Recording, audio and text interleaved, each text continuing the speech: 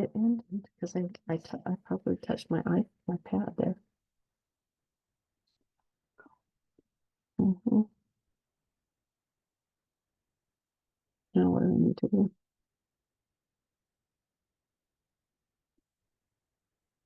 It's recording. Yeah, they're just, there they go.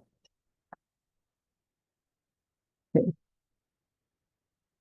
And can you hear?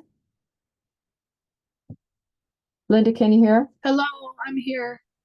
Okay, Yeah. sorry about that. Yeah. I drug my hand across the mouse pad on my laptop and it disconnected us. Okay.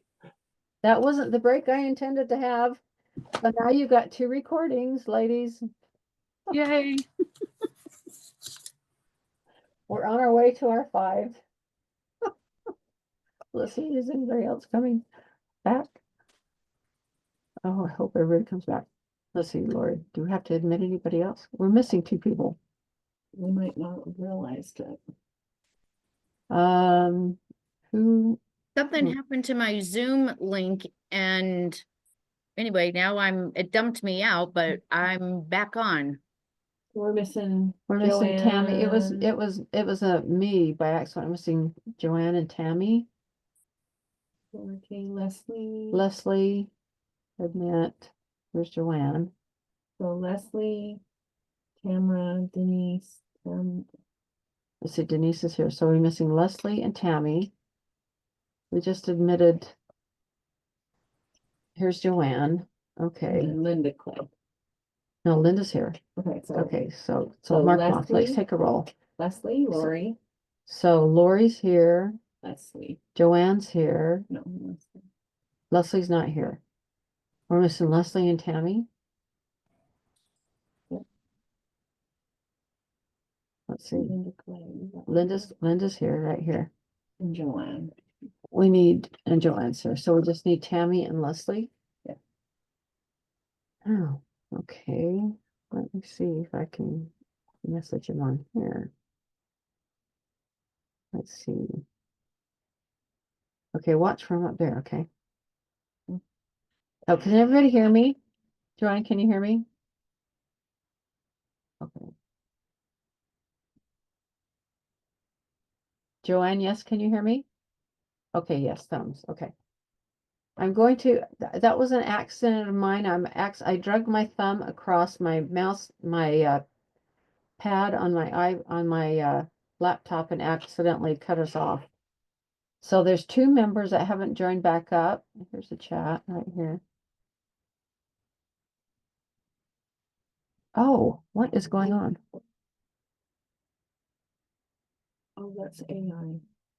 Oh, I thought someone was missing. I know, I thought it's automatically AI. All these things I don't know. I'm going to try to contact these 2 people via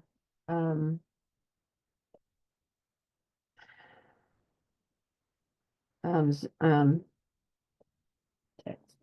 yeah, I'm going to try to message them and see if I can get them on.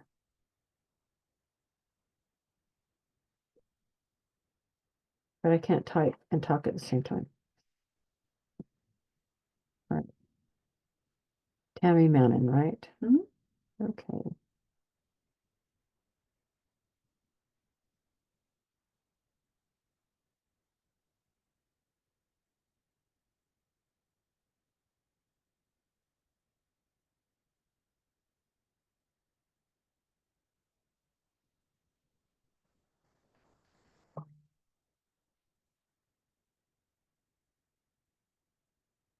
Was that anything?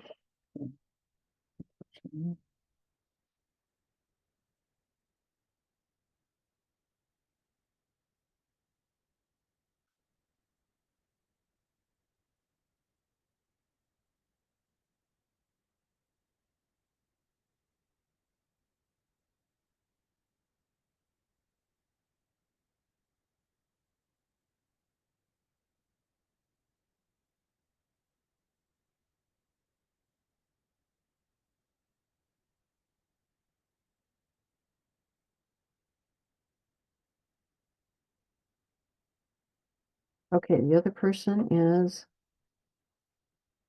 Leslie Leslie Pilcher. Pilcher. Pilcher.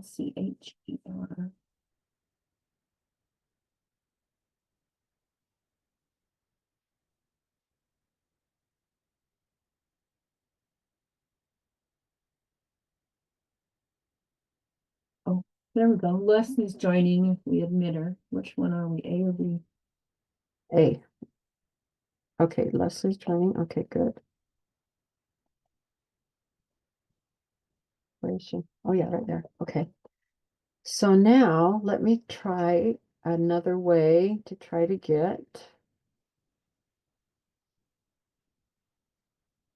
Oh, there she is. Okay, so we just need Tammy now. Hi, Leslie.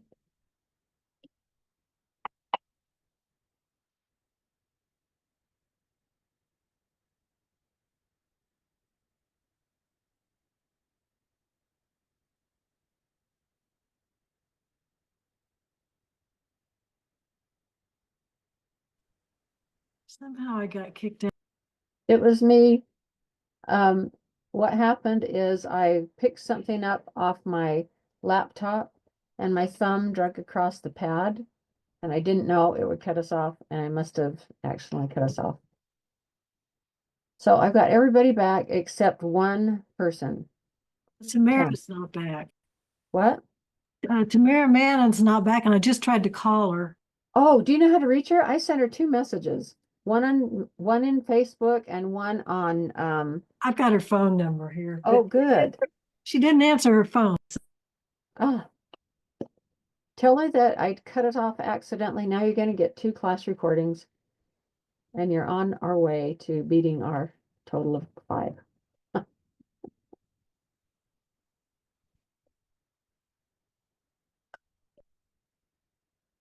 I'm going to trace on my face, which is what I was trying to do in the first place before I cut everybody off. Oh. I feel bad. I hope you can get her. I hope she'll pick up. Let me see if she. I don't have a phone number for her. Oh, you have her phone number. Okay. Rats. Oh, this is making me feel sad.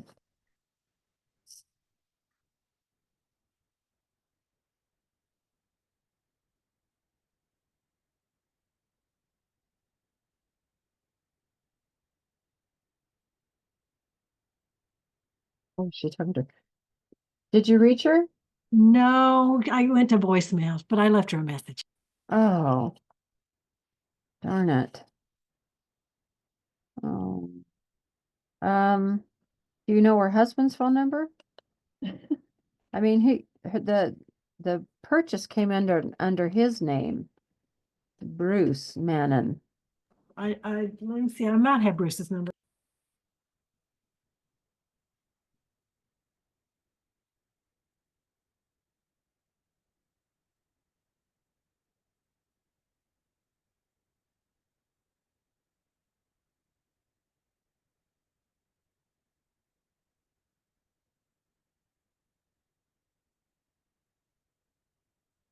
Well, we cannot put this back there. We have to find a different spot for this.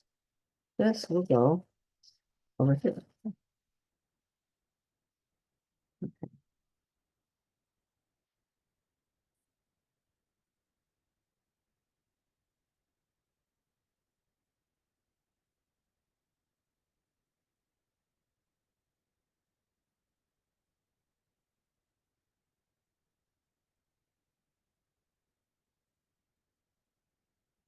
Miracle that she has those phone numbers. Wow. I know, I'm so thrilled. I never had this before.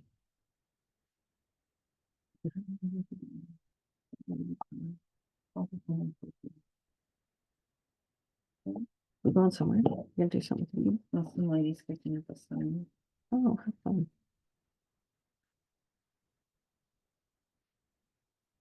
Any luck, Leslie?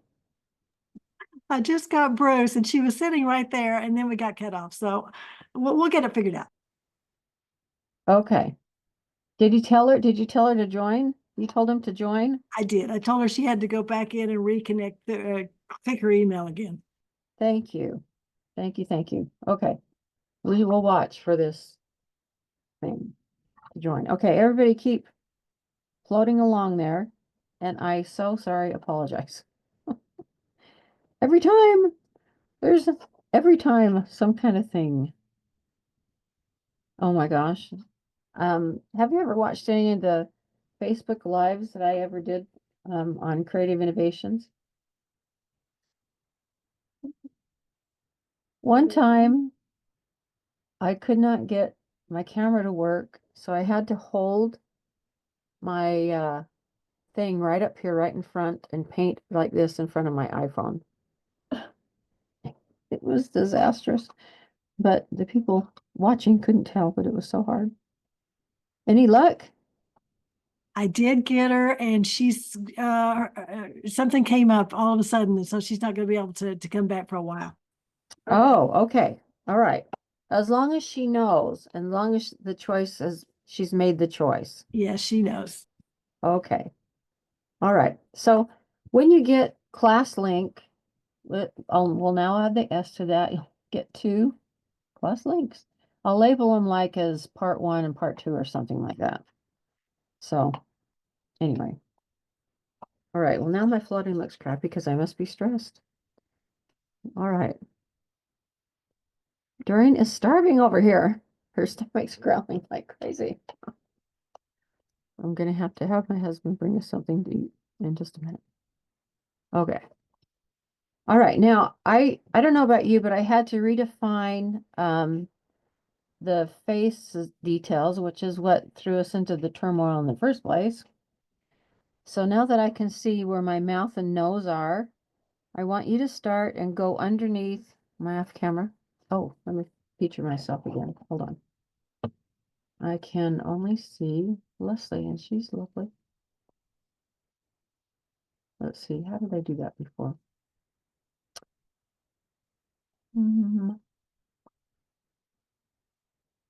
Let's see, how did I do that before?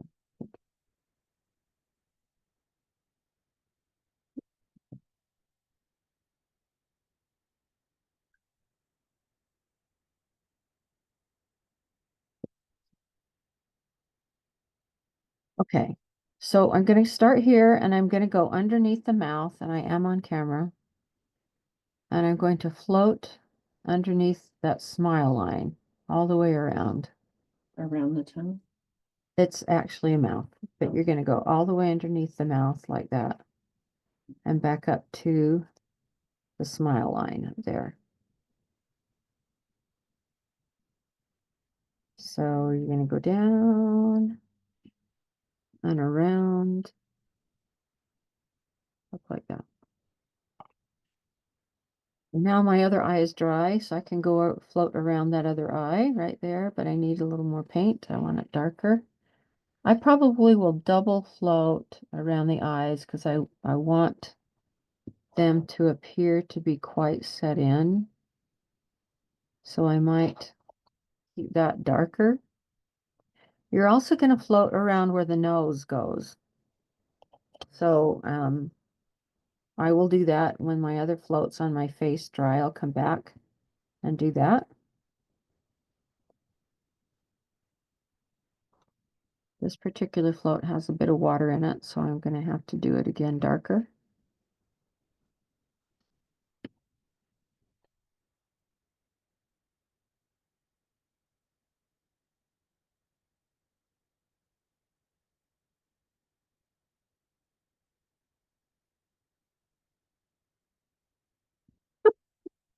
What do I need to give you to eat? Oh, It's there's some just- cashews right there. It's just because I drank coffee. Oh, well, do you want some of those cashews right there? Go for it. Okay.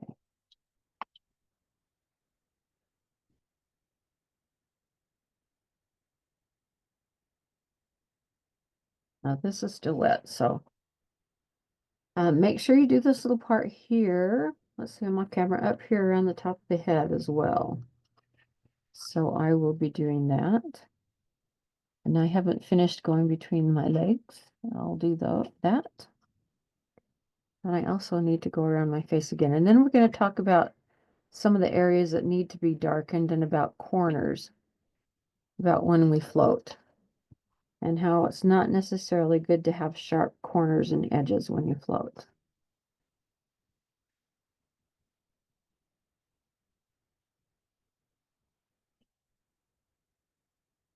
My paint again. Espresso.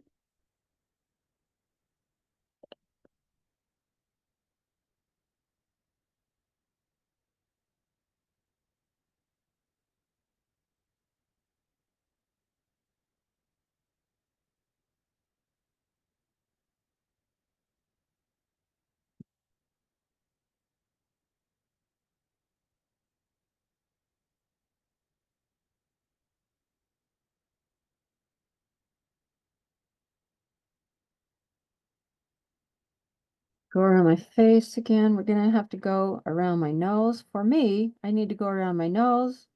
I'm going to go above my mouth as well. I needed to deepen that. I'm going to go above my mouth, above that smile, and join back up here.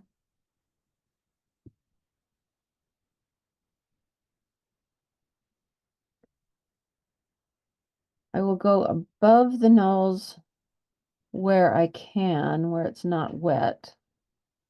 So I'll go between the eyes, because that's not wet. And I will come partway down here. Now notice I'm going to go a little bit inside the nose area.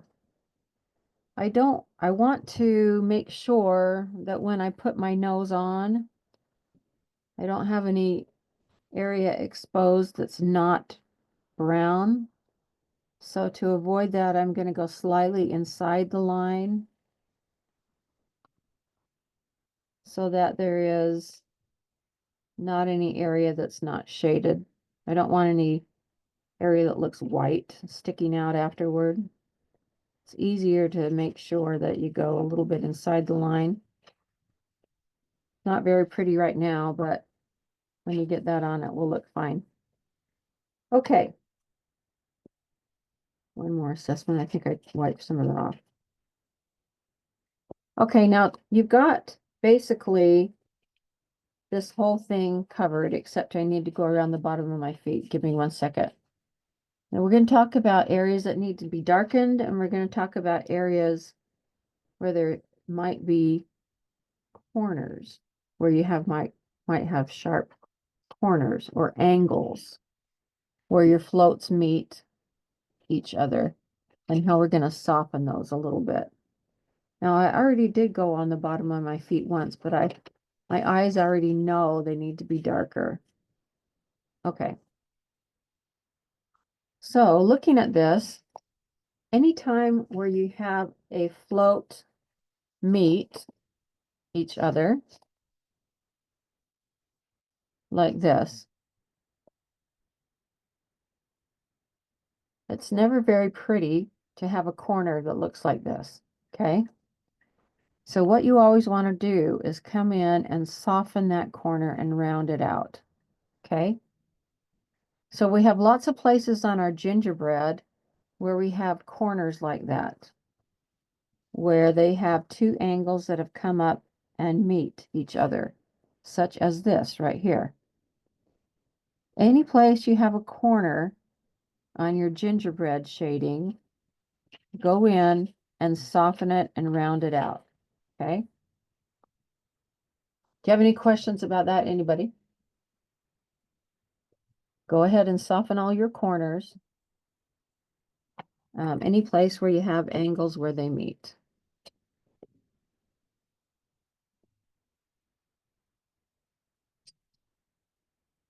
Did you just make a sale? What'd you sell? That Christmas tree board. Cute. That one I got from My sister makes great big boards, the kind that you put outside of your house, and they are adorable. Super cute.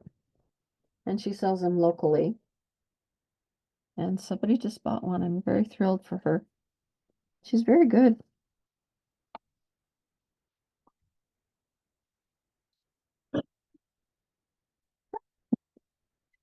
And she laughs too. Okay.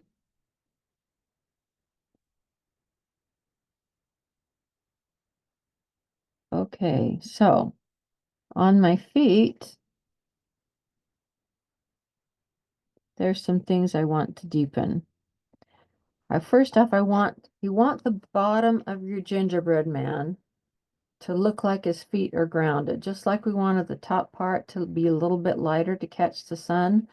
We want the bottoms of the feet to be a little more grounded, so they're going to be floated a little more thickly and a little darker. So go ahead and walk that float out a little bit more broadly.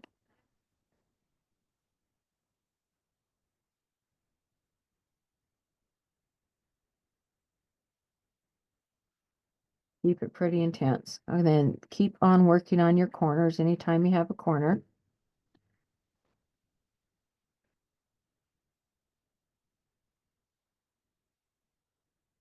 Walk them out, curve them out, and that will soften the look of them quite a bit.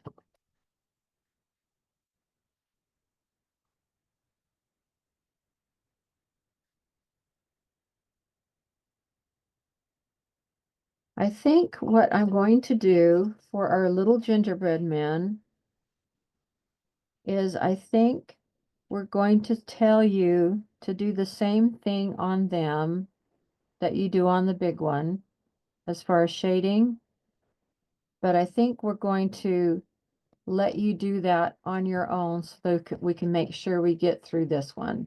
Are you okay with that?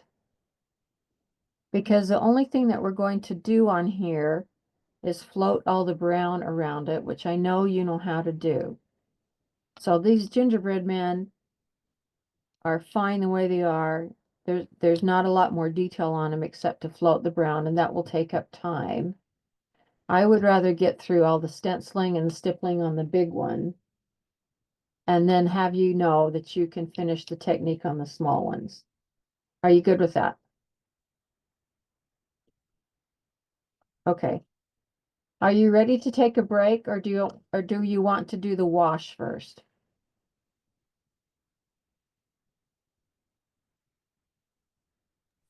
Do the wash. Okay. All right. I agree. That's what I hoped you'd say. Okay. If you've got all your corners filled in and you feel like you're done with your brown, raise your hand. Okay. All right. I've got a couple more spots. We've got a couple more people. I'm going to go one more time around the bottom of my nose just to give you one more second, and then we'll talk about the wash. Okay.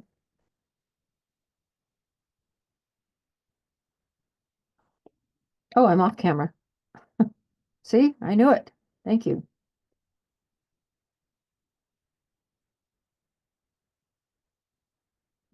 Okay, one thing that I forgot to mention is up here in these up here in these little spots, I did deepen those also. Because that's where your focus is, the face, right? The first thing you look at when you go here are the lights down below, and the face is what you kind of look at. So you want a lot of intensity to be in the face. That smile needed a little more help right there. And so, voila, here we are. Okay. All right. So our next color, we're going to set this here aside. My little pieces are getting all kind of in the way. Go ahead and wash out your brush. And you're going to pull out the color Georgia Clay. And this is our wash that we're going to put on. Yeah, you can. So Doreen asked a good question. And I think this is really worth addressing. I'm glad you asked the question She said, if I put Georgia clay on now and I decide I want it to be a little bit darker, I can see that you can't see the whole fellow. We'll go sideways. She said, can I go back and put more on after? And I absolutely yes, you can. It's not going to affect anything, but this will just simply tone it. I always reevaluate anything and everything before I varnish anything. So yeah, you can. Okay, we're going to create a wash like we did before, only you're going to use less paint and more water. Maybe I'll turn this ratio into the view of the camera so you can see it a little bit better. Okay, you can see that. What do I do with my little dropper? Eyedropper, here you go. I think it fell out when I shut everybody down. I can see my paintbrush right there. That's exactly what I did. My brand new laptop has a brown paint on it now, folks. It's been initiated. Okay, this time I'm probably going to put about 2/3 amount of water to about 1/3 amount of paint.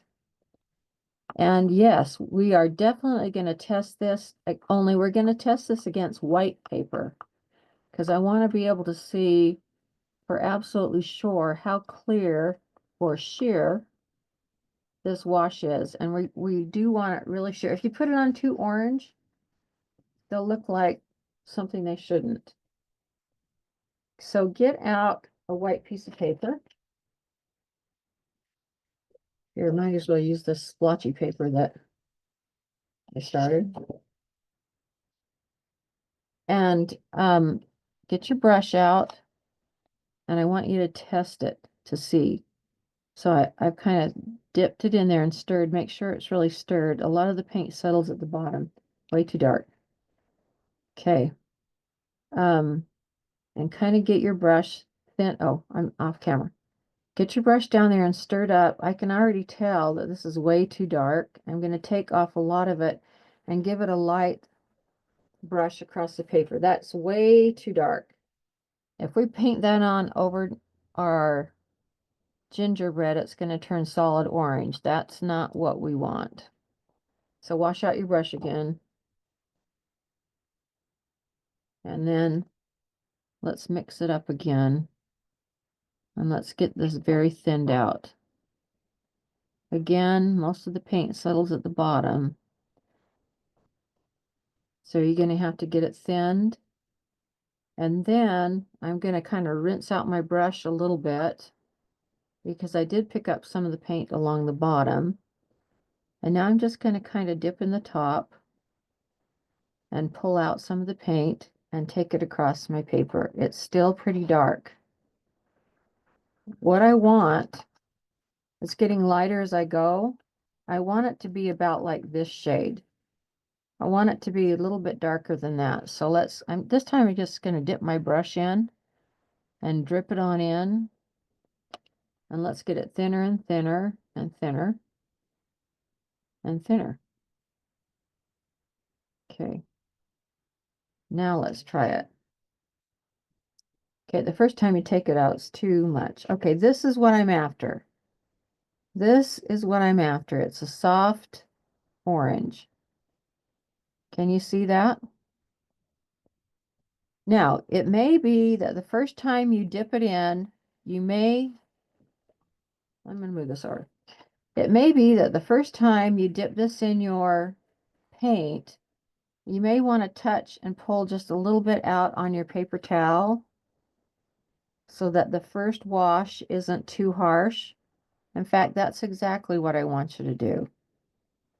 So pull some out here from your palette, touch it on the wet part of your paper towel, and let it pull some out, and that's perfect. Okay, dip. Yep, scrape, and then touch it on your paper towel, and there you go. You want it light. Okay, now we're going to create this gingerbread color. Now this is ready to go because I've already tested it. Let's try it on the hand. Now you're going to start just washing over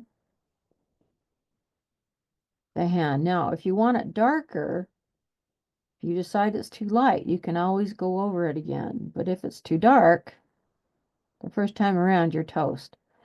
Now, at first it looks a little bit rosy. You think, maybe not. But when you get it all filled in, and then we actually do go to some rose colors and we get red in there and we get pink in the cheeks, it does not look so pink. And this is what gives it the bit of a gingerbread color. You can see why we needed those stencils, because look at our white icing now. That looks like a mess. Okay. So that's one arm. Go ahead and dip back in your color. Take it to your paper towel. And remember, you can add another layer if you want. I'm going to add more layer to that upper part, I think. I think I'm going to go straight across the legs so they look even.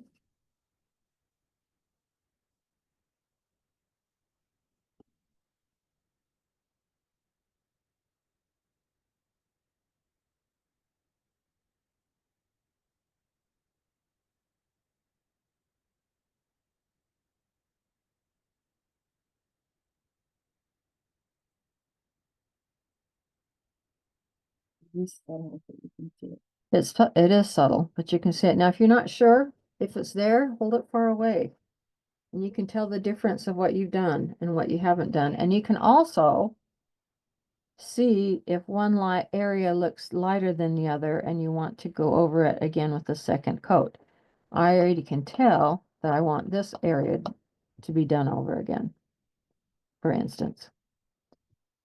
But as one teacher that we used to like to take would tell us, take it for a walk. That means hold it far away, or she used to say, give it to your neighbor and let her hold it up for you so you can see it from a distance, and you can always see things in a different light.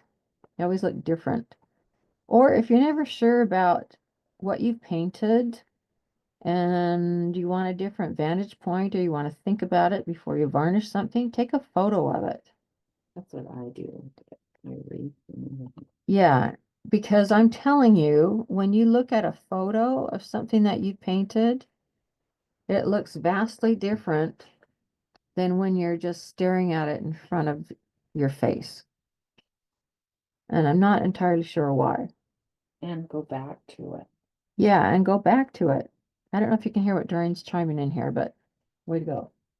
She said, and go back to it, like the next day kind of thing. Yeah, You can't stand it. yeah, yeah. Oh, yeah. That's the magic of the paint fairy, right? Does everybody know what the paint fairy is? The paint fairy comes to your house in the middle of the night and is a little bit like Santa Claus. And the paint fairy makes everything that you painted in class that you thought looked so stinky compared to your other class members and teacher look wonderful the next day. The paint fairy fixes it. And you look at it and you think, oh, I did that. That does look pretty good. So bravo for the paint fairy. My hero has saved me many times. Okay.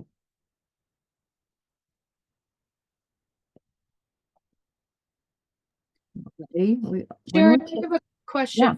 for you. Yeah. I did not have blue raspberry. What could I use on the hat? Is sapphire too dark? Sapphire's probably too dark because blue raspberry is very transparent. Okay. But pick a mid blue. What have you got? Name some colors off.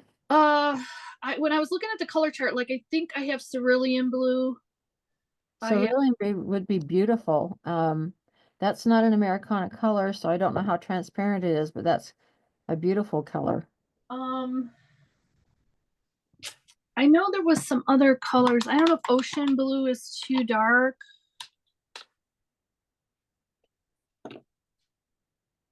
I probably have every other blue there is except that one. Okay. Well, when we take a break, looks like Tammy's back, or she's starting to connect. Yay. When we take a break in a few minutes, I'll pull out my blues too and look Okay, and see. The all only right. the only thing, see, look how dark this actually looks Yeah, compared to that light blue. yeah. The reason why it works is because it's very, very sheer. So you could take another blue and you can either choose a shade darker and just go with it, or you could thin it down and use something thin Would down. true blue work? I mean, I know it's dark, but it is transparent, right? True Very blue- transparent. Blue raspberry, is that what you're talking about? No, true blue. Oh, true blue. I don't use true blue that often. Is it super transparent? I believe it is. I'm gonna look right now. Go for it. Yeah. Whatever you use is going to also be used on top of this. Okay, this has got blue in it. Yeah, So it needs to be, really light. you're either going to need to know how to float very sheerly, which I can show you to do, or it needs to be totally sheer color. Or you just thin it down a lot. Hi, Tammy, welcome back. Can you hear us? Are you there, Tammy?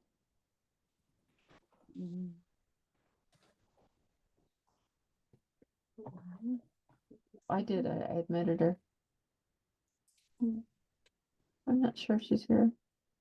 What about tropical blue? Sounds pretty to me. Yeah, it seems to be very light, transparent. Yeah, try that. That'd be pretty. I bet that would be very pretty. Yeah. Okay, sounds good. And does it look good with the green apron? Um, Okay, how's your gingery looking? Now put your red nose on there.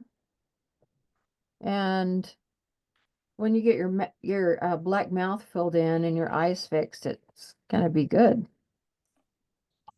All This- right. this is the tropical blue. Oh yeah, do that. I like that. Don't you? At least on Yeah. camera, I like it. Looks good on camera. Yeah. Yeah, good choice. Miss Sharon, Yeah. I have a question when you're shading your nose. Uh-huh. When you put your uh the piece over the top, will you see that shading? Are you supposed to see that shading? Yeah. Yeah, I don't see a lot of it, but I do see some of it. You do see, okay, so I Mhm. just need to make it a little wider then. Yeah, Okay, I'm probably even gonna make mine a little wider too. Yeah. okay, all right, thank you. Yeah. Yeah, you do want to see a little bit of it. Okay, any questions before we take a little break? Now I'm going to, on our break, well, I'm not. On my own, when I finish this, I'm going to probably paint the sides darker. And I would also, when I did my original, see how I painted the sides and I stippled the sides. I also gingered the sides, you know, this color. So it all looks gingery. But that's something you can do on your own. But just, I don't know, is it too busy? Let's see, I've got this right in front of the camera. I didn't realize how close I'm holding it. Anyway, see how I finished the sides? That stuff you can all do on your own, but it's just kind of an FYI thing. See how I always take the color of the sides. Okay. So what time is it? It is 12:20 my time. So at 12:35, we'll come back, take a minute, grab something to eat, run to the restroom, get clean water, and I'm going to leave this recording. That is for my own purposes. This is probably upside down. Welcome to gingerbread class. We'll be back soon. It's still upside down. I don't know how to reverse the image, but anyway, you know what I mean. Okay. All right, we'll be back in a minute, folks.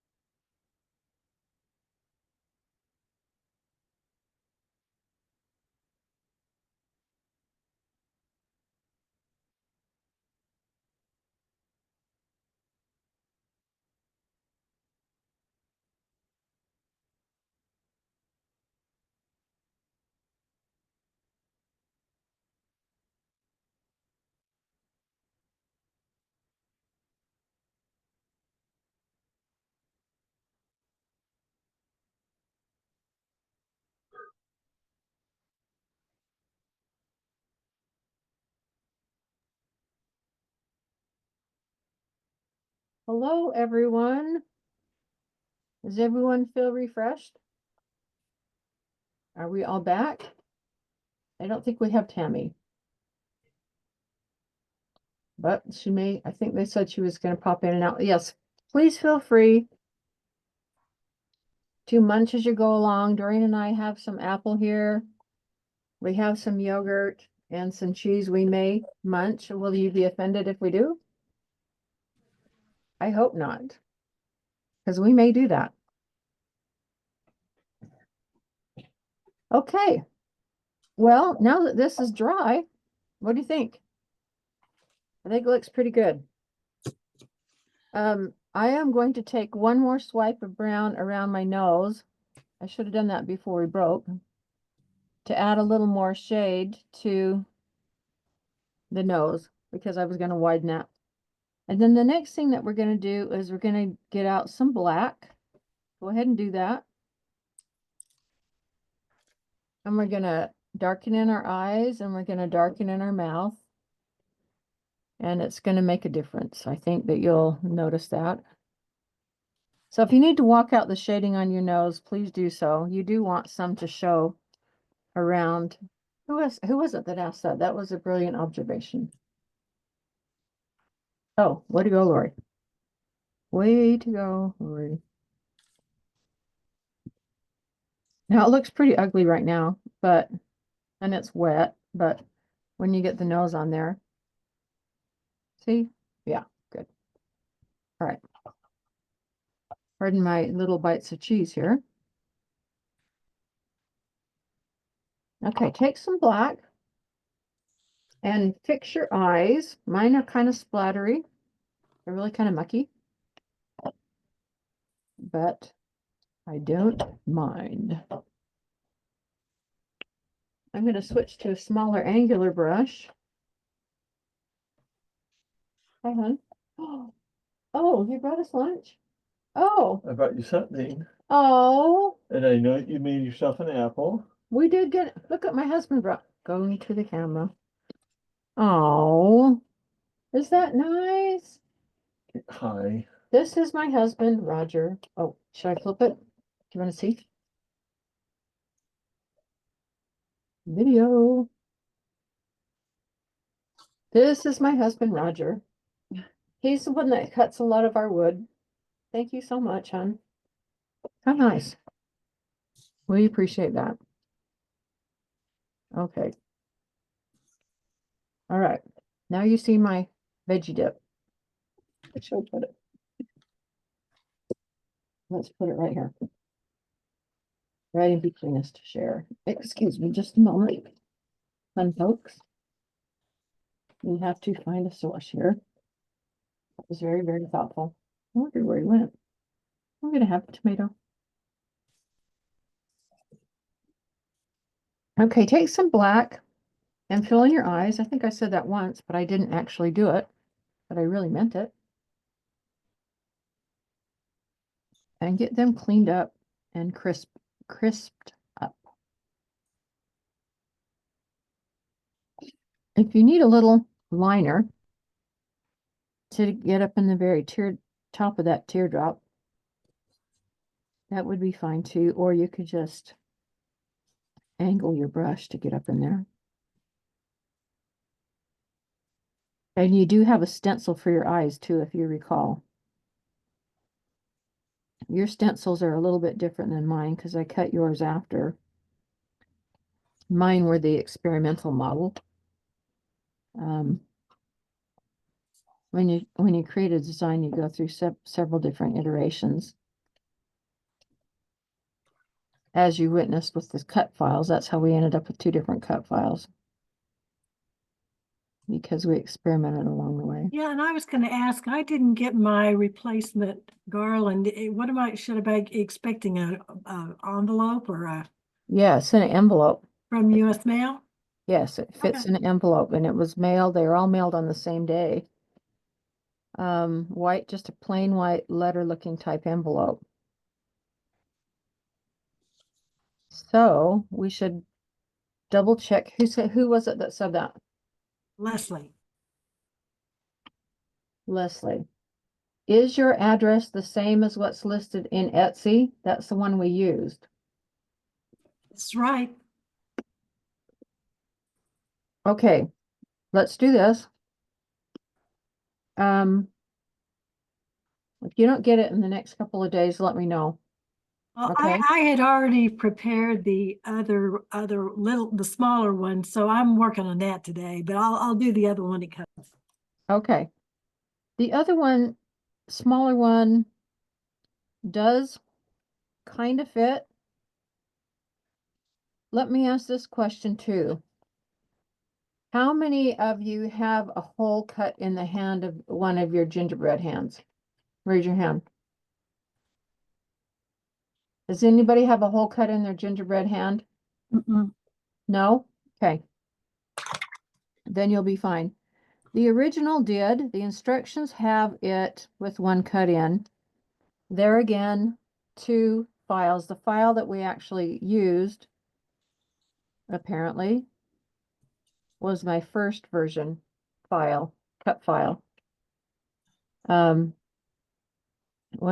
When I recreated it and realized I was going to put lights in it, I created it with a hole here in the hand so that you could thread the lights up through it. But we can still use the lights. Mine doesn't have a light hole in it. And so I'll show you how to do it without the hole. So either way, we're okay. Kind of looks cute just without a hole if you just wanted to leave it by itself. So there isn't really anything bad about it, but it just tells me as the designer that I needed to fix my file, and I've definitely got 2 separate cut files floating out there. So whatever that's worth. Okay. So first off, I've got my eyes filled in, and they look a little bit better. They look like they're actually looking back at you. I'm going to make the bottom of mine a little bit wider right here. And now I'm going to get a liner brush, and I'm going to get it damp, and I'm going to dip into that pool of black with it wet. I've got some water. Let me pull this over a little bit. I've got some water in this liner brush, so it's kind of dripping. And I'm going to pull some of that black out, so it's kind of washy and it's thinned out. And while it's thinned and not fully opaque, I'm going to just lightly fill in the middle of this mouth. Am I off camera? Tell me if I'm off camera. With it slightly thin so you can see a little bit through it. You want it a little bit sheer. You don't want it totally black.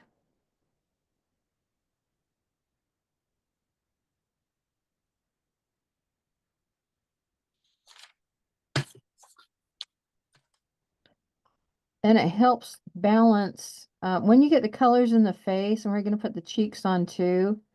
It helps balance how intense you want the other colors, the rest of the colors, to be about the piece. Black and white are the darkest, and they're usually where your eyes go. Your eyes go to the brightest or the most intense or the darkest places and things. And so you kind of want to use that as a focal point to balance your other colors against. Does that make any sense to you? So we'll put that in place right there. Okay. Not fully opaque. That's how I wanted it. Okay. And then just for funsies, drop your nose in there, and all of a sudden you've got something different just right off the bat. No, it's not supposed to be even. Oh. The mouth is slightly off to the side. It's kind of got a sideways crooked smile. So perfect. Dorian says hers is really crooked. I love it like that. Okay, this is still wet. All right. Now, we're going to take our blue raspberry, I believe.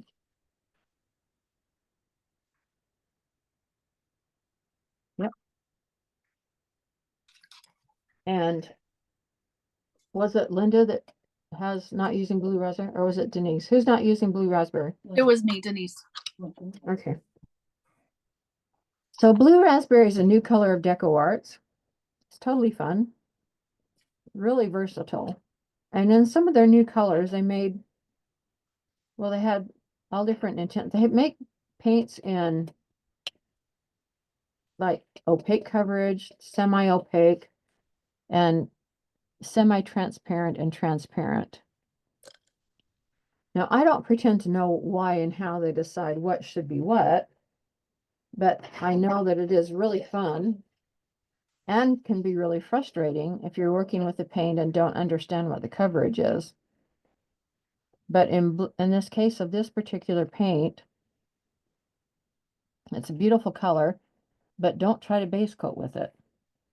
But if you want to top coat with it, you're going to have a lot of fun with it. This is what it looks like when it's floated. This is what it looks like in the bottle.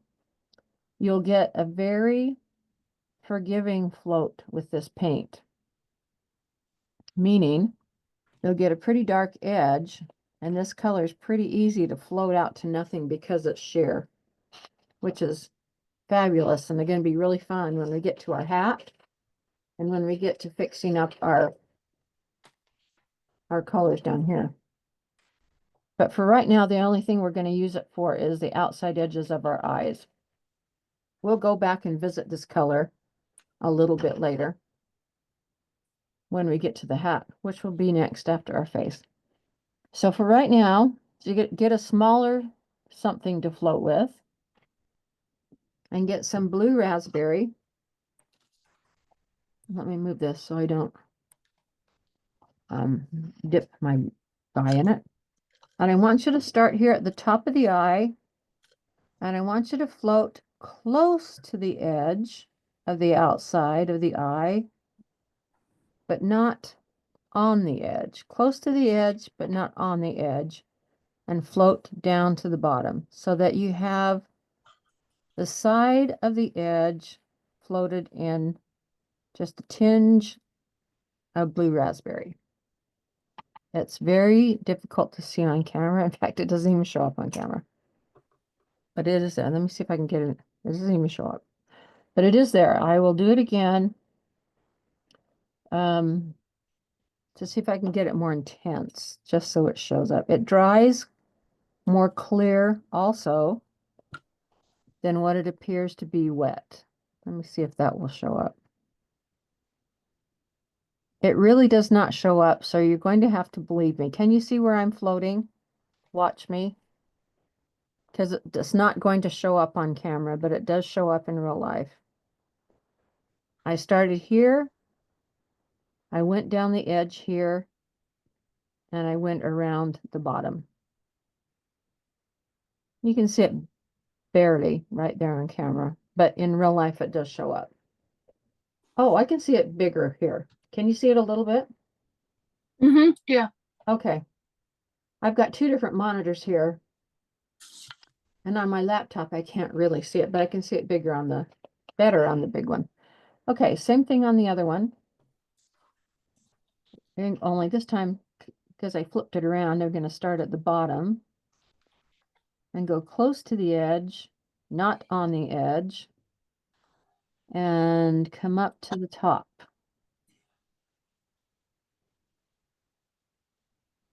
Let's see, does that show? Not yet. I'll wait for just a second for it to dry. I'll give it another coat.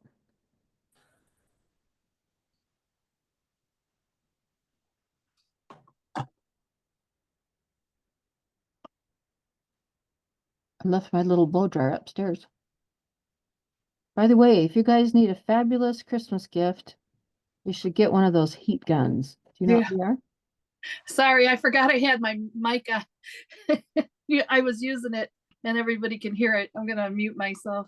Oh, you know what? The heat guns do not make sound on Zoom. Oh, really? Okay. Yeah, I know. It's amazing.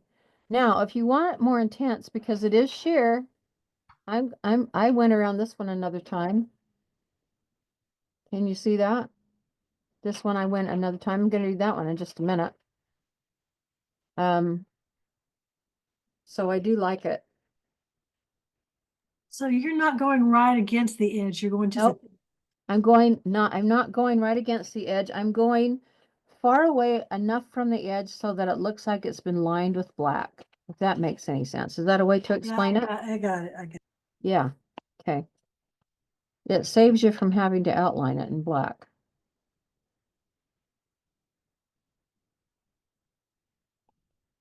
Okay, I did that and I like that. Now, once we get the blue in the hat and the blue on the frosting, those eyes are going to really pop. Right now, they're the only thing on there that's blue, which you can't really see in the monitor. And they kind of look like a lone wolf. But they'll look pretty good in a minute. My eyes are still wet.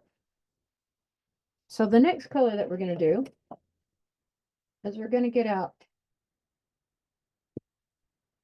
I have to make sure if it's cactus flower, but I believe it is. Well, yes, it is. Cactus flower.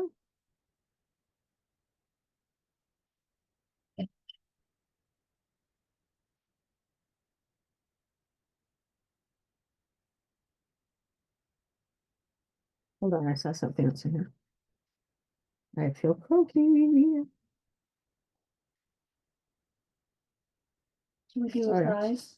That one? Oh, during suggested prize. We got 2 more, and then we got 2 hours. Okay, yeah, do a prize. Okay.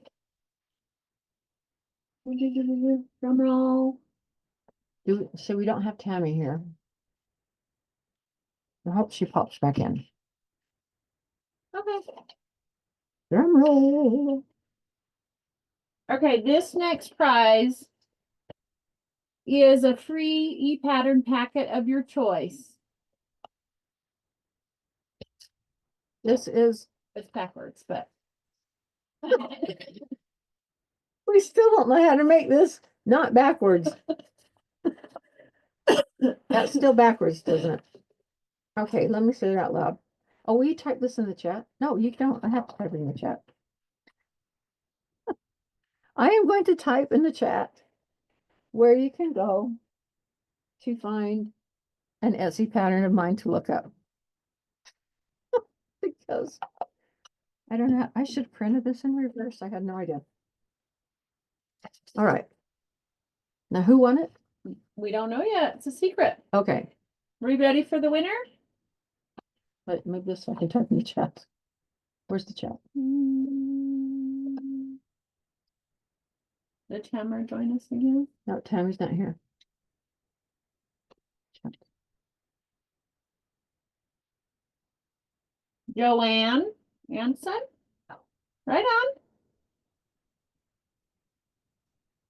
Right on, Joanne. Woohoo. So how do I get the chats to show? So Joanne. Oh, I'm on mute. Can you hear us, Joanne? Can you, when you get a set, can you type your address No. into? Type your email address, Joanne, and I will email you a pattern of your choice, okay? How do I get the chats to show? Meeting chat. That's any new messages. You want all? Yeah. Oh, you want all the chats? Yeah, how do I get them all to show? Well, this is the new, because we were deleted before. Okay. Do you know what I mean? Okay. Look at Sharon's pattern packets. Okay. Hello.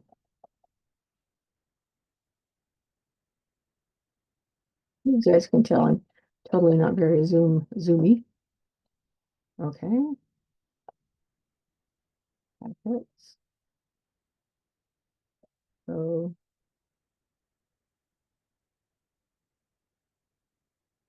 go to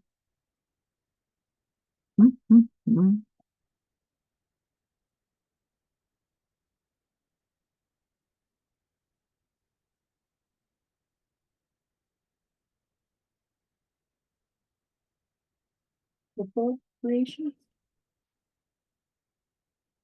Oh. Or should that be a slash? That's a slash. Slash. Sharon Cook Creations, etsy.com/shop/Sharon Cook Creations. Make a selection.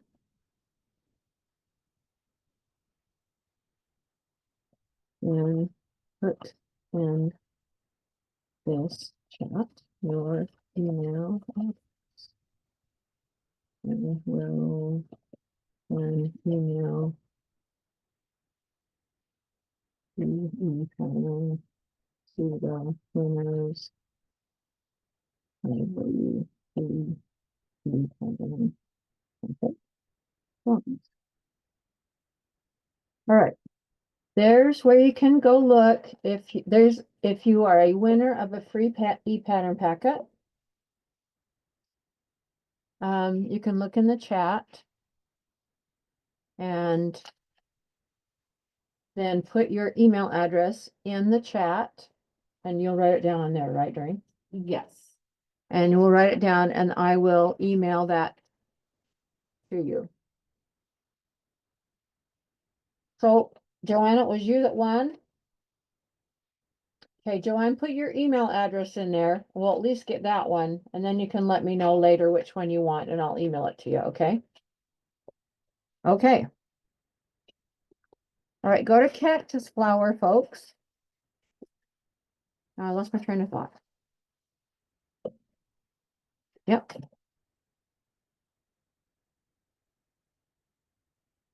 And you don't need very much, and we're going to go to like a stippling brush. You might want to clear up your wash from your gingerbread so it doesn't seep into everything. It's up to you, but I don't like it slopping all over.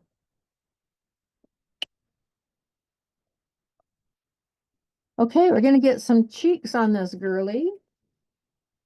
And this is something that you would do on your little minis as well. I'm going to use this kind of brush. I talked about this earlier, these crescent brushes, which I adore. I'm going to use them in a similar manner as we did the stipple brushes, meaning I'm going to dry them out first on a paper towel. And I use these generally on smaller areas. So I'm going to take the tips, dip in, not a lot of paint, take it to my paper towel, and I'm going to start swirling until I can see a lot of white paper towel underneath. Then when I get it to that area where I've got a lot of white underneath, I'm going to take it to her cheeks. And I want you to think, when you do cheeks, I want you to think like a wagon wheel. No, like a pinwheel. Take that back, like a pinwheel. A pinwheel starts here in the middle, and it starts bigger in the center, and it winds out, and it gets bigger, and it gets bigger, and it gets bigger. As you start dry brushing your cheeks, start in the center with most of your pressure. Start out light at first because you don't know how much paint's going to be in here. And then you start moving outward in a pinwheel fashion. Bigger and bigger and bigger. Do not worry if you run into the nose area, because the bigger you get, the less paint you're going to have in your bristles, and it will fade into the background. Okay. So you can see lightly that out at the very edge, I went pretty big. I went all the way out here, and you can hardly even see it because your brush was very dry. That was the first time we'd loaded the brush with not a lot of paint in it. And because we'd spent most of the paint in the middle, by the time we'd worked our way out to the edge, it was pretty dry. Let me show you on here where you can see on white really well. So I offloaded my paint. I started here in the center, and I spread out and out and out like a pinwheel. And the further I get to the outside, the softer the bristles become. And that's how you get your fade on your cheeks. Okay? Right there, that's the demo of that. So she needs another coat on her cheeks. So I'm gonna do it again in the same cheek, and then I'm gonna repeat twice on the other cheek so that they match. You're gonna get it soft, and then you're gonna float outward and get it big. Now she's got some color going on. Now you notice that the more you load your brush, like this is like the third time I've loaded my brush, and your paint lasts a lot longer, right? It's just like the big brushes, only this one has a lot less bristles. This one was the first coat, and this one has 2 coats. So this time I do need to go over it again, but it's not going to take nearly as much paint. Now do not wash your brush out because we have more steps coming with this trusty doodle brush. So this one needs another application, mainly in the center. Okay. Now we like to keep the same color going throughout the gingerbread, okay? Without loading more color in my brush, I'm going to start scrubbing a little bit of this pink color here along the hands, along the edge.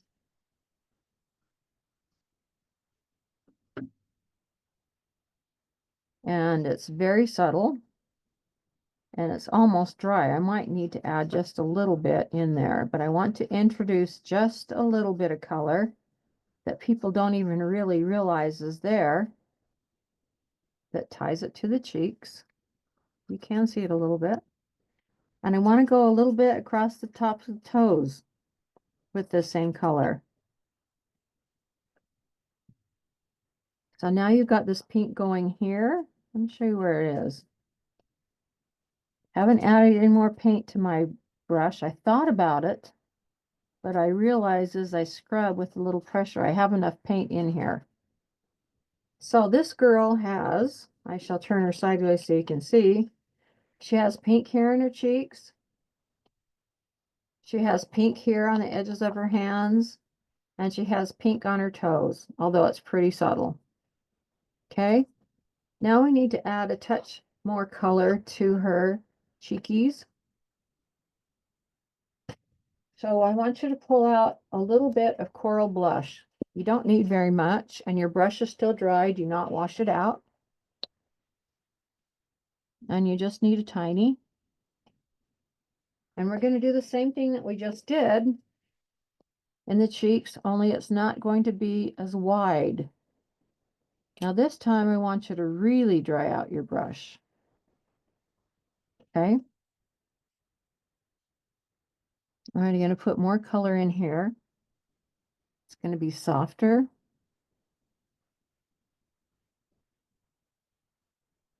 And it's going to be more focused towards the center. And because this has a bit more of an orange tint to it, it's going to blend in a little bit more with the gingerbread background and tie some of that pink more in with the gingerbread background. And it doesn't look quite as foreign as just straight pink. But the pink is very soft. And actually, I don't know if you've looked around shopping, but pink is a huge Christmas color this year. Have you noticed? Hot pink. Hot pink is big. Okay, now do not add any more color to this brush. Okay, make sure your cheeks are kind of even. So now you should have kind of a pinky coral in the middle with a soft pink right on the outside edge. You know, I think I'm going to take this and touch with just a little tiny bit here in her center chest too, right there. We could have done that before. I didn't think of that, but I think that would look good right there. So do that, very subtle. Okay, do the same thing on the hands where you scrubbed before and the feet. Scrub in a little color. This one does need a tiny, tiny bit more paint. I don't have hardly anything in mine now. So if you must, add a little bit more, but make sure it's very light. Scrub in and introduce a little bit of color here. Not enough so anybody looks at her and says, she has orange toes. Just a hint, just to keep the color in a flow, in a circular motion.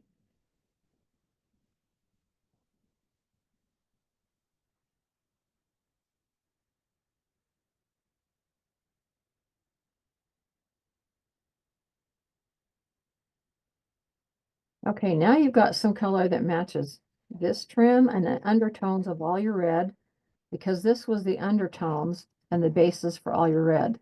That does actually show through your red because your red's a little bit transparent. Okay, pull out your primary red. And we're going to do the same thing that we just did, only very, very subtle in the center of your cheeks.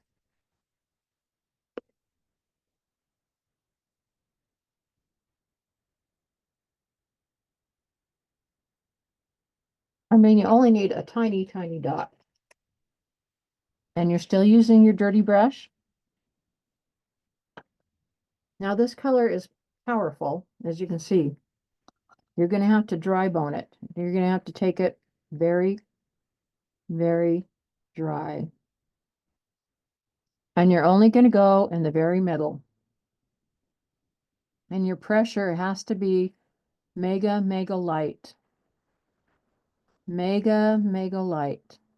Okay. You're pretty much going to go where that little smile marker is. Pretty much in that little smile line area. Mega, mega light. Now make sure they're kind of the same size. So now, can you see how diffuse that looks? Take a look. Can you see how it goes from intense and goes out to softness? That's how you do it, folks. Now pop your nose on there. All of a sudden your nose looks at home, right? So, Miss Sharon, Yeah. I'm sorry, did you use the coral blush for and just deepen that color? Okay, let's review what I I'm did. sorry. That's okay. Absolutely no problem at all. I'm glad you're asking, because then you'll understand the graduation of colors. Okay, we started out with cactus flower. And cactus flower, whoops, I just drug my brush through the paint. Boo. Hold on. Cactus flower is this very, very subtle that you see here on the outside rim, because it's the lightest of the three. Okay. Mhm. And then we went in the middle area. Oh, and we did cactus flower on all four of these edges, on the toes and the hands. Then we followed up with coral blush in the center area of the cheeks. And we also touched up the hands and the feet with coral blush. And then with primary red, which we just barely finished, we just did the center of the cheeks. Thank you. Make sense? Yeah, I lost that third color, so thank you. Yeah, primary. No need to put primary red in the hands and feet. I would not, because we've got a lot going on here on the apron. Okay. All right. Now I'm looking at this. I think personally, I want to add a slight bit more red to mine. I always like mine bold. But if you are not sure, you can always add it later. That's just my personal preference. Okay. I like them bigger. That's just me. How's that?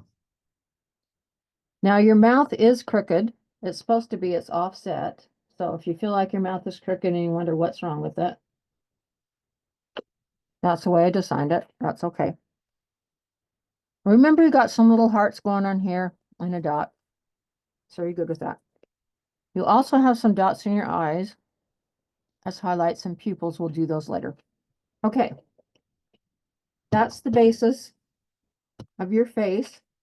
And you needed to have that on so that as we do the other colors, you'll be in balance. Okay, go ahead and wash out this brush. We're going to start on the hat. Yay. The hat's fun. Was everybody able to find a little snowflake stencil? Yes? Did you get it from Chris Hoy? Yes, I love Chris Hoy's products. I love her bunches. Okay. All right, let's see how, I think I will be better in which direction. I gotta move my little ginger guys out of the way.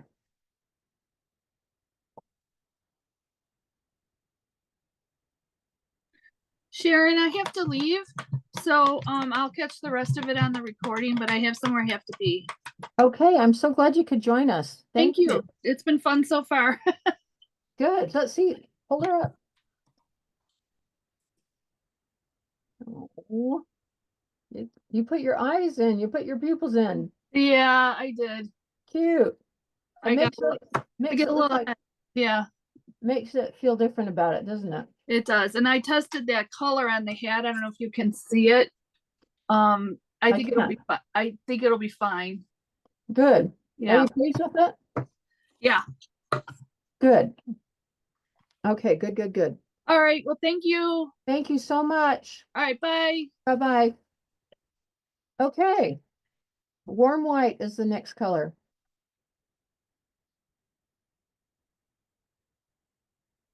Now, let's touch up our gingerbread first because we're going to need to use the blue on our gingerbread. Pull out your stencils, your gingerbread stencils.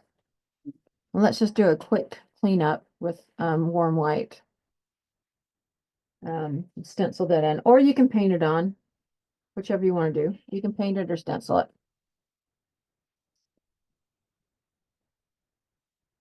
But let's try to get those cleaned.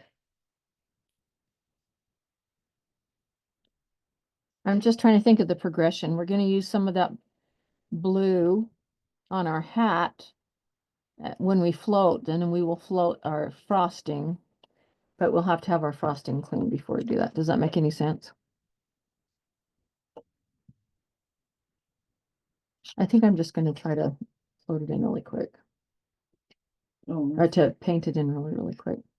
Touch it up that way. that is not faster. Well, I think when I did my brown floating, my stencil may not fit 100% now. Yeah. Mhm. And so then You did warm white. it's, no, the frosting's like buttermilk. Yeah, if your brown didn't exactly meet your white, it may cause more trouble to stencil if it doesn't meet exactly. But if you can shift your stencil around to get it to meet, it still might be faster. I personally am just choosing to quickly take a angle brush and quickly touch up and just get it cleaned up. Now you can touch up the top parts of the icing later if you want, but the bottom parts are what have the blue shading on it, and they really need to be cleaned before you start adding any blue shading to them. And this, we can do this really quickly. This doesn't need to be fancy.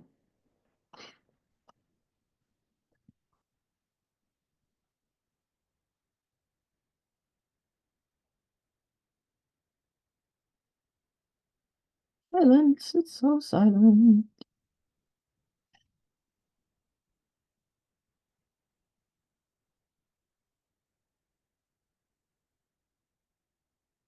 The hat and the apron goes pretty fast because most of it's stenciled, and the apron was my favorite part, I have to say, because I love the stripes. I was excited about those. And wouldn't the stripes make a really cute denim apron? If you were gonna do, or one of those black and white chef aprons, you know, that'd be cute, wouldn't it? Instead of a Christmas border, you could put like a black and white checkered border, and maybe put a cow on the middle of the apron instead of a I love gingerbread or something. I don't know. I just can't, I just think of things as I go along.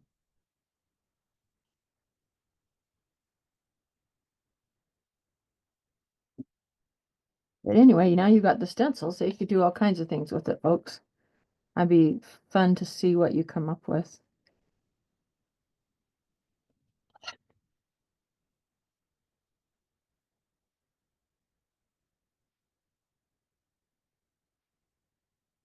Okay, that ginger's cleaned up.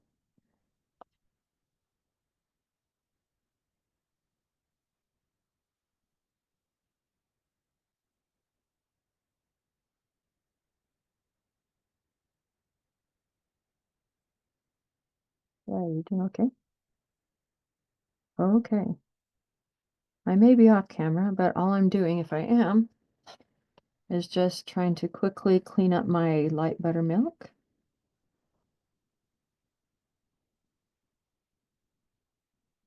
What we're going to do once this is cleaned up is we're going to take some warm white and basically stipple all over our hat and along the top in certain places to highlight. And then we're going to start stenciling some snowflakes in a couple of different colors. And then we shade it to add some dimension to it. And so it's pretty easy. But the shading is where the character comes in, and that's where I think this blue is really fun. And I will teach you how to do sheer floats. And by that, this paint already is naturally a sheer color, but I can teach you how to get it even more sheer. Because when I float, I do a double and a triple dip method that really thins out the color before you apply it ever in the first place on a float. I'll show you as we go along. I use it quite a bit when I do eyes, especially, or anything that's very delicate or that I want to blend in to a secondary color, usually.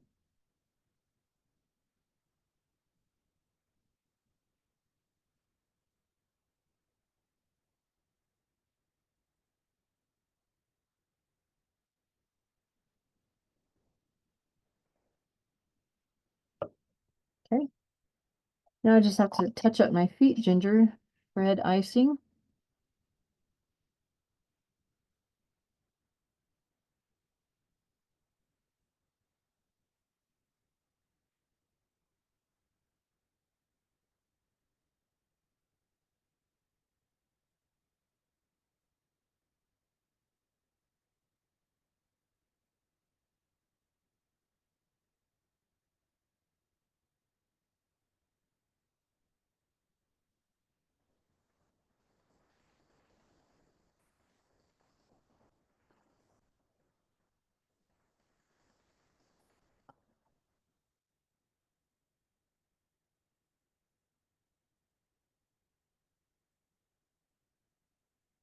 Oh, it's just sticking to my hand.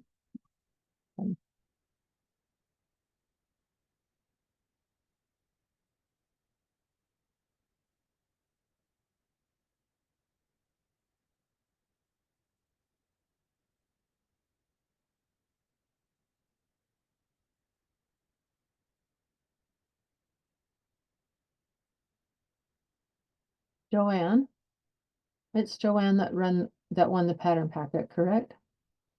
Yes. Yep. Joanne, when you look at the pattern packets, there are some packets there by Shelley Comiskey. She walked away. Oh, when she comes back, I'll tell her. Okay. Tell me when you notice that she comes back.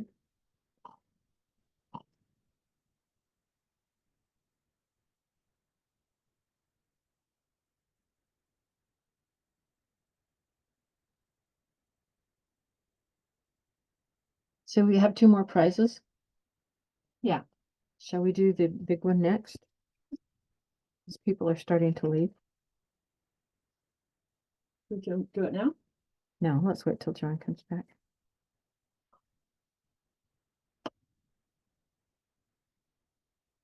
Well, let's do it after the hat. We've got our biggest prize coming up after the hat. So you're going to want to stick around, I think.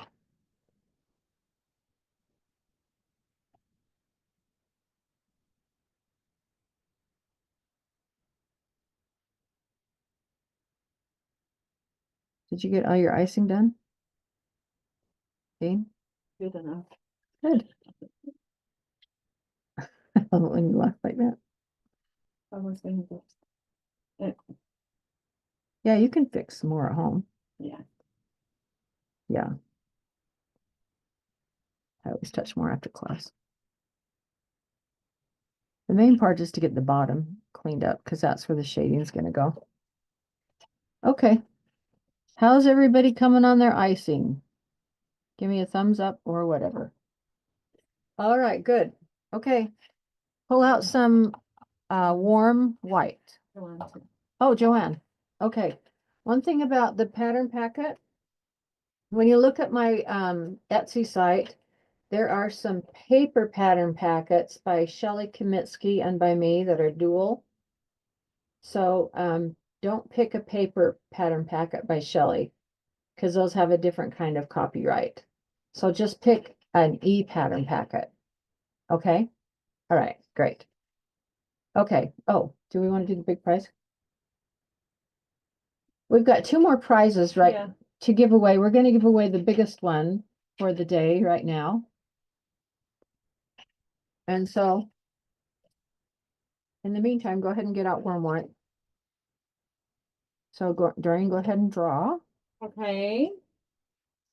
We'll let our white dry for a minute, our buttermilk.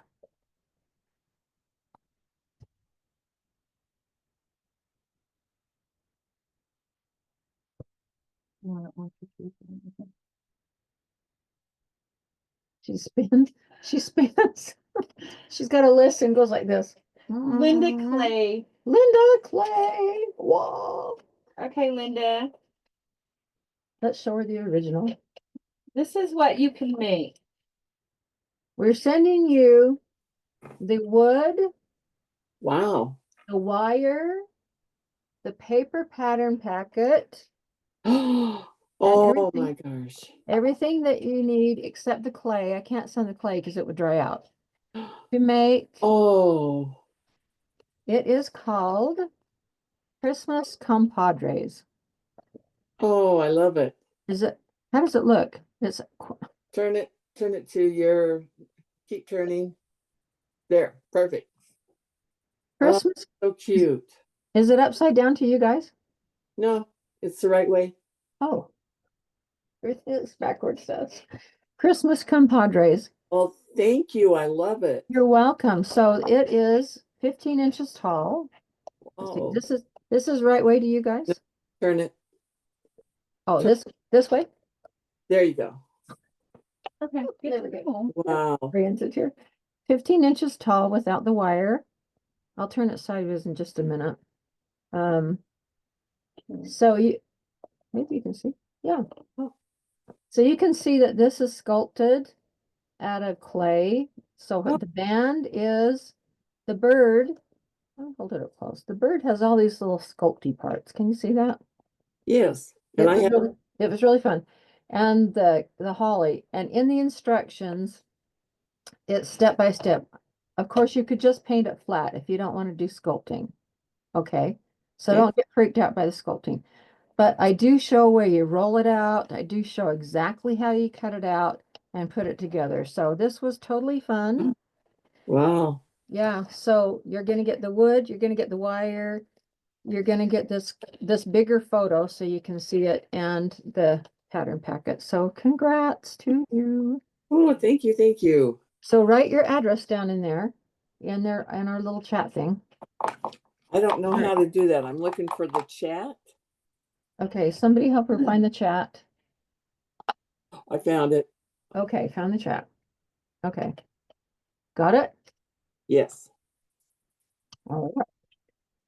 Linda has taken classes from me before. How about you? Okay, warm white, and you're gonna get something to stencil with, and you're gonna get kind of a bigger one. I like this size personally. This is the 5/8, but whatever you've got will work.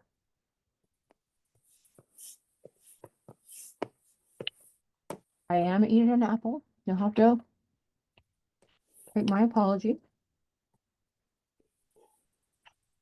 And you want to get it dry. Okay. Here we go. Same old story, pounce, pounce, pounce. To get it dry, and wipe it. This is the first time it's loaded. So there might not be a lot to deposit here. Now this is kind of, my camera's in my eye view. This is kind of white on light. So I always have a challenge on video getting it to show up very well. But we'll see. Can you see any of that? Does it show? Let me make my nose. I'm going to start by stippling all over with a light stippling of white.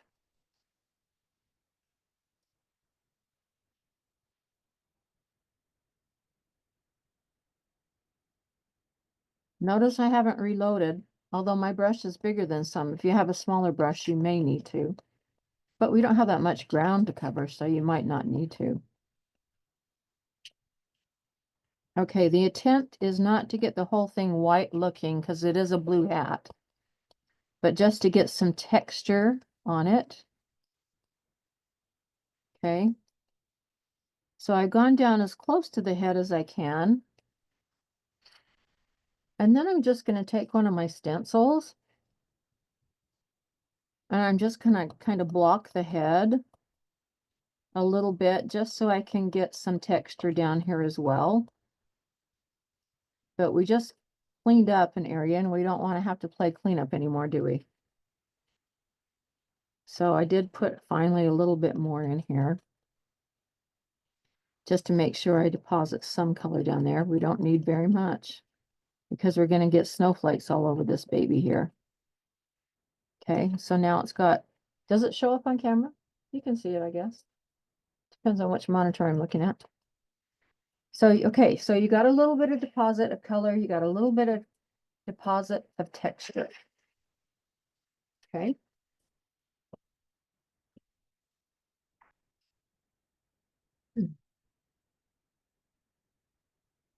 Okay, now we need to add some actual highlights to the parts of the hat that we know catch the light the most. So while we still got white paint in here and we haven't loaded more in it, we know there's paint already in there.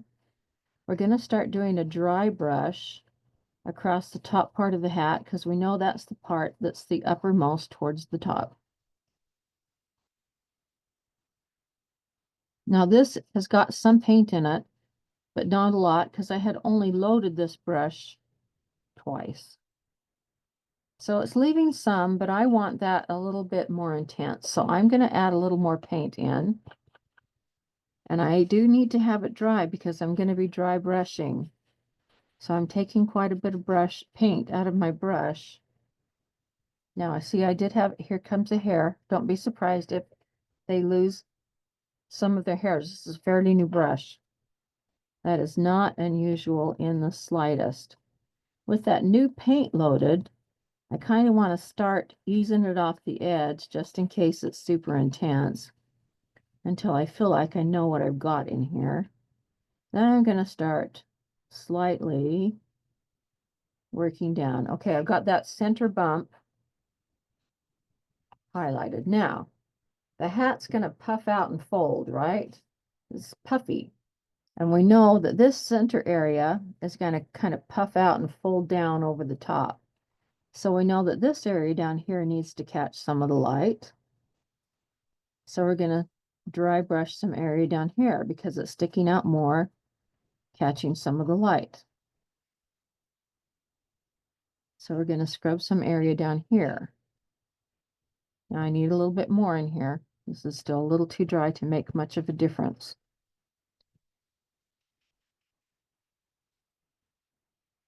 Because it's light on light, it's not as easy as if you were doing this over a much darker color.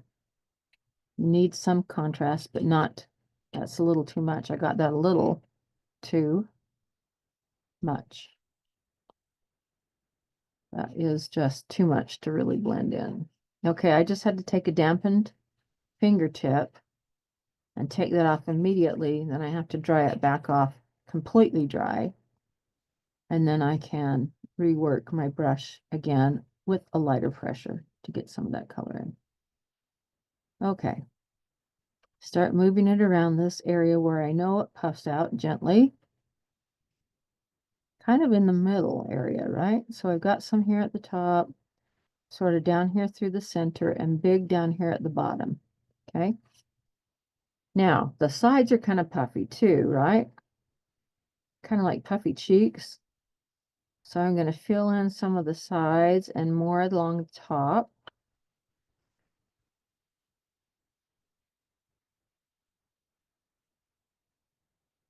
More along the top here and here's and there's a little bit of a puff down here, but this one's a little lower, so that one doesn't need to be too light. Now we've got this band that sits underneath all the puffs, so it is going to be quite shaded, and it is, as you can see, but the sides are darker than the middle because they are curved and set back. So we do have some highlighting that needs to go on right here in the very center of the band. So go ahead. Oh, my Amazon guy just came upstairs. I'm down in my basement and I can see him right upstairs. No. So go ahead and scrub in a little bit here in the middle. I'm going to tell my husband I have an Amazon package. I'm going to put you on mute. I'm going to mute myself.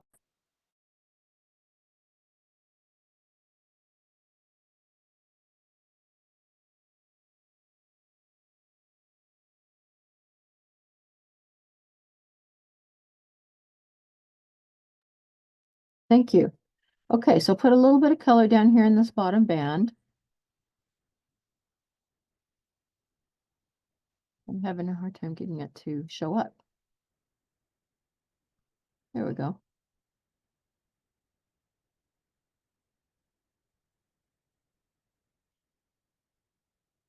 Okay.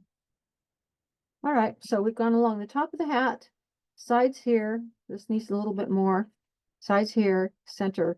Now, since I've got this white going, I'm also going to go along the top of the hat where it catches the light. A lot of the sides you can do afterwards, but while I've got this white, and it will only take a second, I'm just going to tap this in on these places that I talked about that were highlighted, a little bit down here.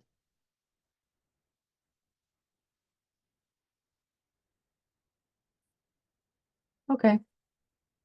All right. Do not wash out your brush.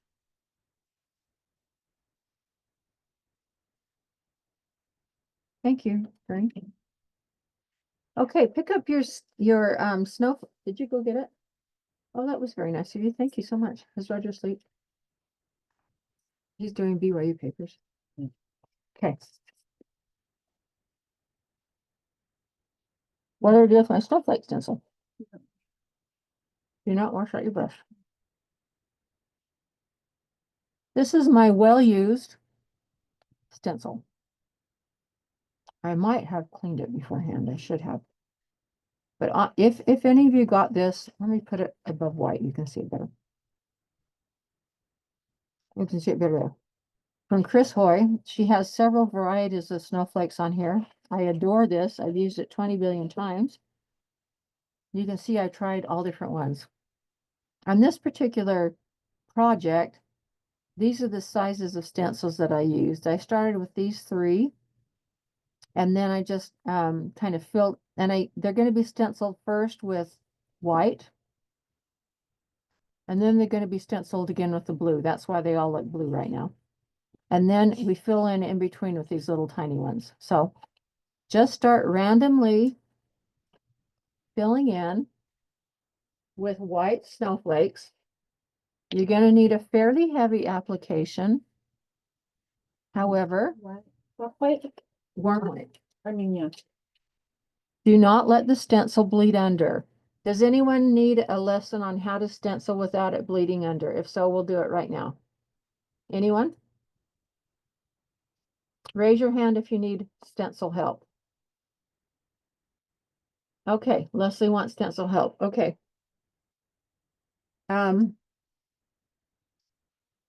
We'll go to a color that we can see a little bit better. I guess we'll leave it right here.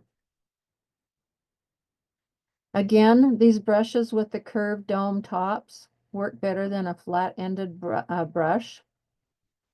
Again, a paper towel that has some texture on it, like we talked about at first, is easier to wipe off some of your paint. Maybe I do need to move this little fellow. Dip a little bit of paint. I've got an envelope. Oh, it's not lying flat. That would be the reason. Hello. Dip your brush in a little bit of paint on the tip, not a lot. Take it to your paper towel and pounce it out first to start getting some of the paint up in the ferrule, especially the first time you load it. And then wipe your brush out a few times to make sure you don't have any paint globs, okay? Then, if you do that first, you can guarantee you won't have any bleeds. If you take it and only go tap, tap, and then go like this, you almost always are going to have bleed under, okay? So I've done that. Take it to your stencil. Then you think like a sewing machine needle. How does a sewing machine needle work? Straight up and down. Now let me show you what a sewing machine needle does not do in just a second here. Okay, I'm going straight up and down like a sewing machine needle. I have cleaned my brush beforehand. See, there is no bleed under. Now, watch this. Let's pick a stencil we're not going to use. I'm going to cover up that one with a little piece of tape just so I don't muck it up. Oh, thanks. You know where all my tape and stuff is. Oh, that was mine. I brought some. Oh, well, I've got all that tape right. Oh, I have some in my bag. Oh, drain comes supplied. Okay. Because I'm going to intentionally muck up the stencil, I don't want to muck up that one. Okay, let's say I did not do that. Let's say I just dipped and went only a couple times, for instance. Let's say I did not be a sewing machine needle. You see a lot of people that just get in there and they want to get it done and they just start hitting. Okay, I start going at an angle because you want to get tight in all those corners and you're just sick of stenciling. You spent all day stenciling. Look at that. Bleed almost every angle because I have not gone up and down. Now I'm going to do this again. And because I spent time pouncing, I've taken out a lot of the paint as though I would have on here. Watch when I go up and down like a sewing machine needle. First off, my pressure's lighter. I'm not trying to beat the heck out of it. Stenciling is a layer game. Okay, the rules about stenciling: dry brush, empty your paint brush, sewing machine needle, and layer game. You remember those 4 things, you'll never mess up. Dry brush, repeat it with me. Dry brush, empty your paint bristles, sewing machine needle, and what was the last thing I said? I said something that was brilliant.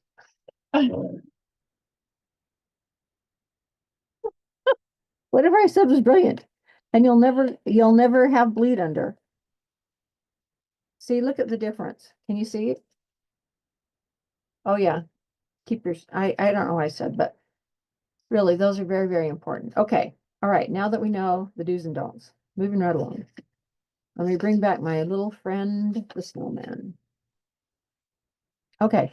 We're going to stencil. So when I said we're going to stencil heavy white, I did say that. We're not going to try to get all the opaque coverage in one application. That means I'm going to go over a snowflake maybe 2 or 3 times to get it to look as bright as I want. Okay. So I have taken out enough white paint here and I'm going to do this snowflake. That's the first time. I'm going to peek at it and it's white on white, right? Because we just stippled white on here. I can still see that, but I think I want it a little bit brighter. Now, some of this blue from the blue paint is kind of sneaking through. Normally I would hate that, but we are going to put enough blue in here that I don't mind that too much. So now I'm going to go over it a second time to make it a little brighter, more intense. Okay, that's what I'm talking about. That's what I want. You're just Okay. doing them random. Yeah, so just do them random all over. Use these 3 sizes at first and then fill in with the tinies. Got to get some more white paint and have a blast. Stipple away. Leave a little bit of space between them because we're going to stipple blue ones on there too. The blue ones will overlap onto the white ones and it's going to be just fine-a-roo. So pounce, pounce, pounce, take off some of that paint, wipe a couple times, and hold the stencil down firmly. You can tape it down if you're not confident that it will slip. So there's one time. And that one's actually pretty good. That one I don't think I need to do twice, except for maybe on the edge here. But take a peek before you take it away. I liked that one. Now that one I caught a little piece of the other one. Again, I'm not going to mind that. There's so much going on. We're going to put little green dots in here too. All this stuff I haven't even mentioned to you yet. Did you say don't do the big one? No, don't do these 2 big ones yet. Oh, I did. Oh, well then that's fine. Who cares? It's going to be beautiful no matter what. It will be beautiful. Okay, I'm going to do this one right here because I just feel the urge. Now, some of your snowflakes can be half on and half off. Okay, when you look at a piece of fabric on somebody's shirt, my sister Doreen has a shirt that's all full of flowers. Okay, when I look at her shirt straight on, some of her flowers on her shirt start halfway off the edge. You don't see everything perfectly all in whole. So I'm going to use this snowflake, for instance, and I'm going to start it halfway off the edge. So that it gives us the illusion that it continues on around the other side of the back. I hope I'm making sense. And if I'm not, you can tell me. If you have any questions, speak up. I'd love to hear from you. Now, you don't necessarily have to reload the brush every time, especially as the paint gets more paint pushed up into the ferrule. You'll notice as you go along, it gets easier and easier to stencil.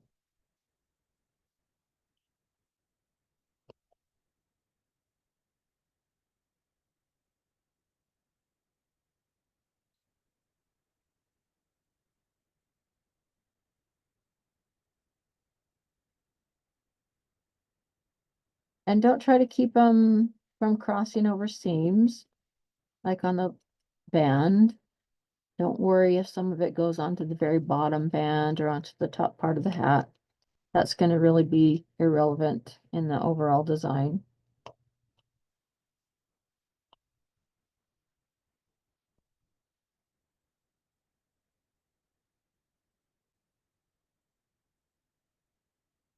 That one I have to go. So now I'm to the point with my brush now, and my brush is big enough that I now kind of only have to load about every 3 snowflakes.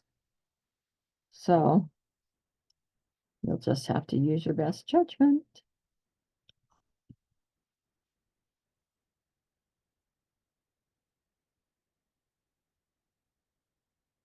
That one is not so much because I'm almost out of paint now. You're doing them down on the brim. Yeah, I'm doing them down on the brim. Just not only on the puffy part, I go down onto the brim. Oh, you just overlapped. Yeah, just overlap down onto the brim. And then if you've got like larger spaces here and there, you can fill in with some of the tiny snowflake stencils.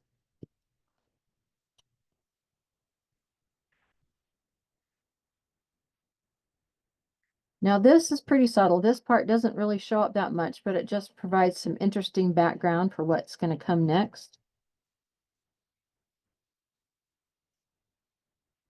The only thing you don't want to overlap onto is the actual gingerbread. So if you're nervous about that, put something there to block it, or even maybe a piece of tape.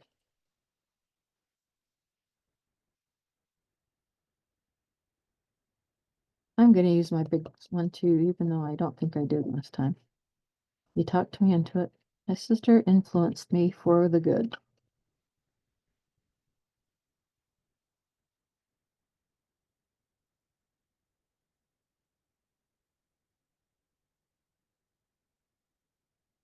That one was actually a little too heavy. Actually taking that off, it was too heavy. Paint eraser comes to my rescue. There's a perfect example of having too much paint on your brush.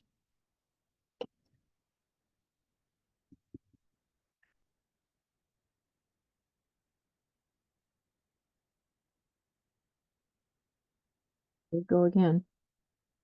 I'll try it again with less paint. Lighter pressure, less paint.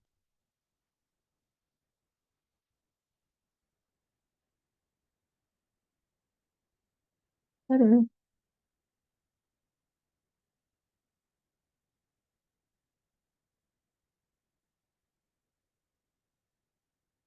Yep.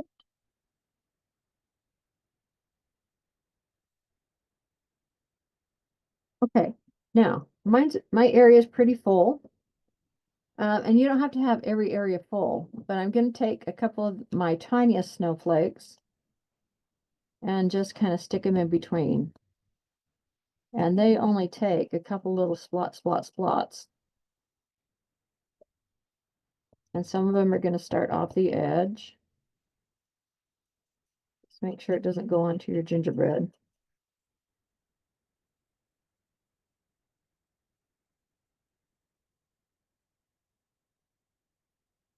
I love that little tiny one. It's cute.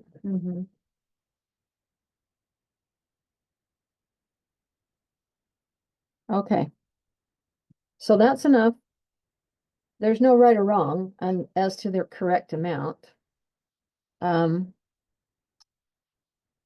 that's what I have. Let's see. This is upside down. That's what I have. Okay, there you go. Okay, so now keep your brush dry, yeah, don't wash it out, and go to your blue raspberry. Now, these, I used bigger ones. Here's my original. And you can see that I did use bigger ones on this one than I did on my other one. So either way, they're both fun. So now we're going to do the same thing with our dirty brush, and we're going to use the blue raspberry. And you're going to stencil some all over. We do not need a lot of these. It's not necessary to put as many blue raspberry snowflakes as we did the white ones. The white ones were just simply kind of a background.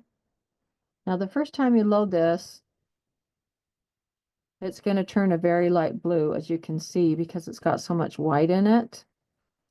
So I'm going to do what one of my favorite painters, Patty Rawlinson, calls neutralizing her brush, when she would still use the same brush, yet switch to another color. She would simply load it 3 or 4 times and wipe it out in the other color until it was more to the tone that she wanted. Okay, so I feel like it's blue enough now. All right, so now I'm going to add some blue snowflakes. I'm going to use some of the smaller sizes, and I'm just going to start placing them randomly. And they are going to go over top. over top. Yep.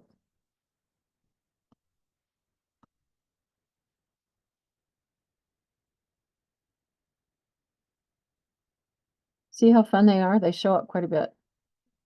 Now I'm going to go over this a couple times because I've still got quite a bit of white in my brush here.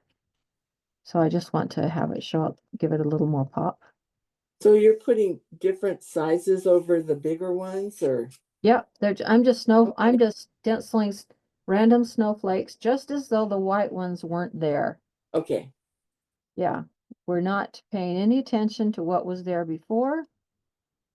We're just putting them wherever we want to put them. And the other ones, oh, that one slipped. Wonder if I can line that up again. A call just came in on my watch. It kind of made me jump. I don't know if I can line that back up again.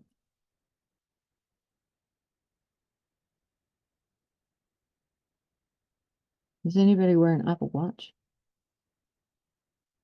I totally love it. Except that one. I wasn't anticipating that call. There we go. That's Okay. a good blue, really. It is a good blue. Isn't it fun? It's not what it looks like though. Mm-mm. And I think once we start floating with it, I think you're going to appreciate what I mean by that. It's kind of fun for this. Wouldn't it be good, like water in the summer, Uh-huh. turquoisey kind of thing? Yeah, it's kind of. Yeah.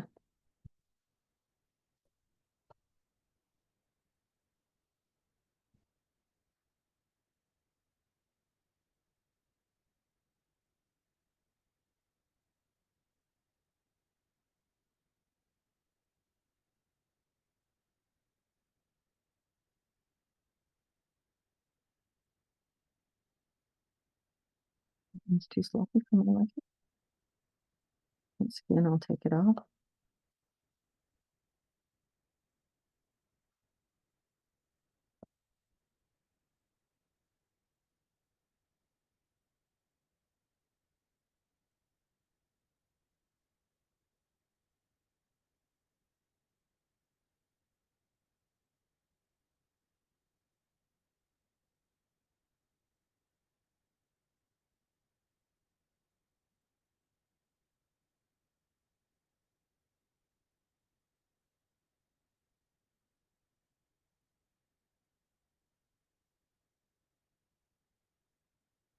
Well, this is the third time I've done this snowflake. I keep taking it off. Third time's a charm.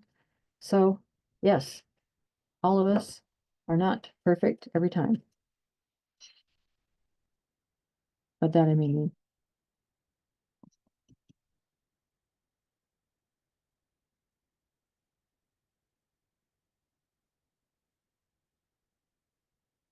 How's it looking, folks? Somebody speak up and say yes or no, or maybe so. Looking great. It looks great. You have any questions?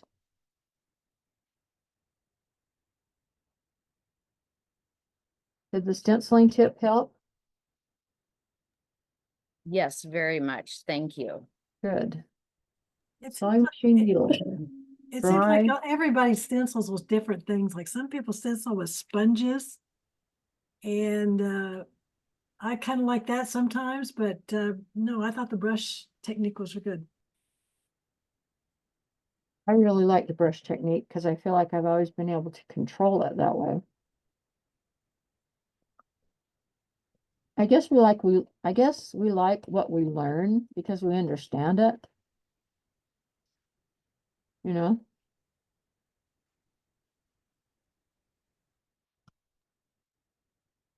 I think it's great to learn different techniques because I've always sponged, but I really like the brush technique. I feel like I'm getting a much cleaner stencil. Oh, good. Good, good, good. I feel like I have done brush stenciling, but I didn't feel like I could control the dampness because I didn't never know how much moisture was in the sponge and how much pressure to push. I think that was part of my frustration. Does that make sense? Yes, I would agree because sometimes I would get a lot more leakage underneath the stencil, even though I thought it was very dry. So Yeah, I totally agree. yeah. I think that was kind of what I was trying to express. Maybe not very well, but I could never really tell for sure kind of where I was at. I need just a little bit more blue.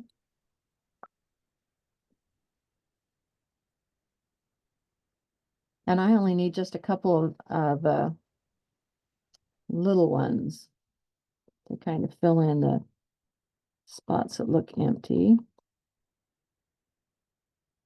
That one I should have done a little bit more. I don't know if I can line this back up. Hello. I don't think I'm going to try it. It's too risky.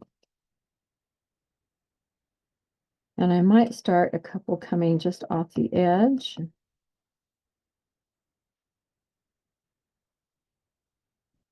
That one is really going to bother me unless I can line it up. I don't know if I can.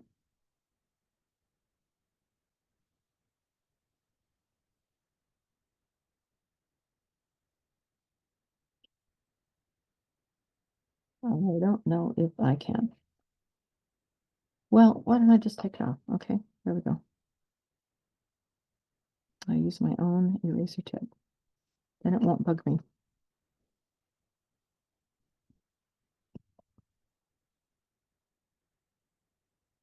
Okay.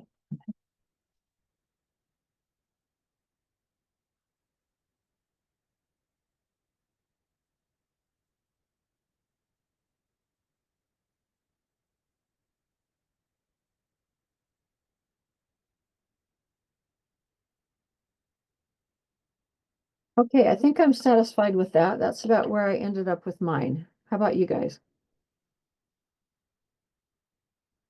Can you see can you see why we did the white now?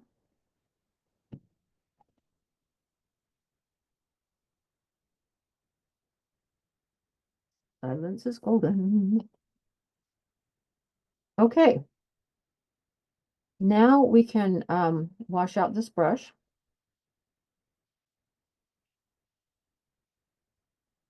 And we're going to start doing some shading, which will bring our hat into focus. Let me show you.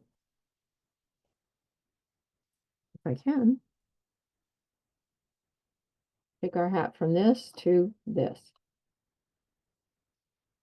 So make sure you can see the lines on your hat.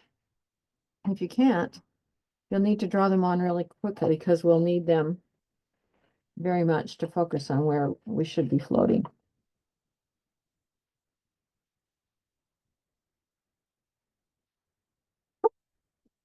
I get a paintbrush in that bit. It's very, very possible.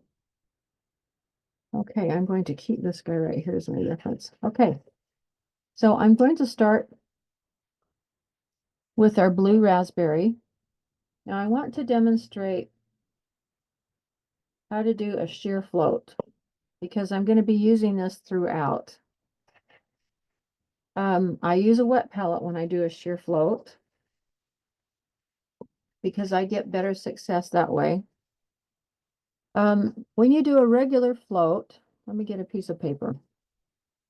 Where's my little trusty duty sample paper? This is our sample paper. When you do a sheer float, a regular float, let's see, let me get all this in camera. And you're going to need my water basin too. Sorry, I have to move a couple things. I don't want to move things up on my laptop because that's how I whacked us off before. I don't want to go there. Okay, I want you to see my water basin and my palette paper in this. Okay, I don't know if it's going to make sense. Okay, a regular float, you dip, you take it to your paper towel, you dry it out, you dip it in your paint that you side load, and you take it to your palette and you palette blend, right? And you take it to your paper, and this is, keep in mind, this is already a sheer color anyway, and you float a color like that, correct? Any questions about that? To get a more sheer float, this is what I do. And why I like to do this is it keeps the strength of the float on this edge, but makes it more see-through all the way through. Now this will work with a color that is opaque, as well as this color that is already semi-transparent. Okay, so you do the same technique. You dip it, or you side load it, you palette blend it, And then you re-dip it in the water. I am not swishing. I'm taking it to my paper towel and drying it out. When you do this, you have to watch to make sure you get out enough water. And you take it to your paper towel, and it's already lighter than it was before. Now I took out a little bit too much water that time. If you want to get it really sheer, you side load it, blend it, dip it in the water, take it to your palette or your paper towel, drip it in the water again, take it to your paper towel again. It's been dipped twice. And now you float with it, and now you've got a really sheer float. Now, if this were a more opaque paint, you would see that color graduate about out to here. But because this paint's already sheer, it doesn't show as well. This technique is very, very effective when you're doing things like hair, when you're doing things like skin, things where you want the colors to transition very gradually. Is there any questions about that technique before I move on? No? Okay, good. We're going to be using this on the hat. Okay, we're going to start out just by floating. Sorry, I got to move some things around. Where can I put this? Put that where?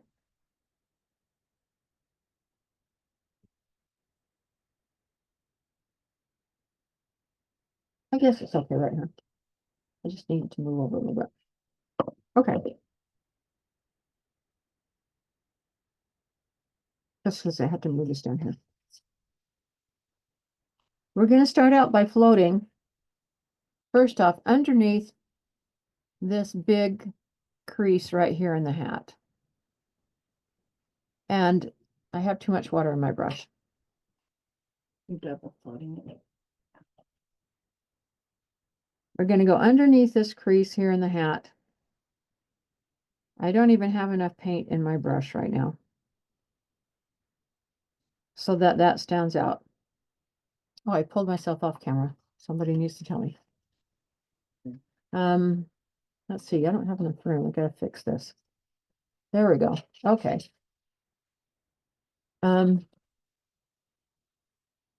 I'm having a space issue here. There we go. That's how it was before. That's what we're doing.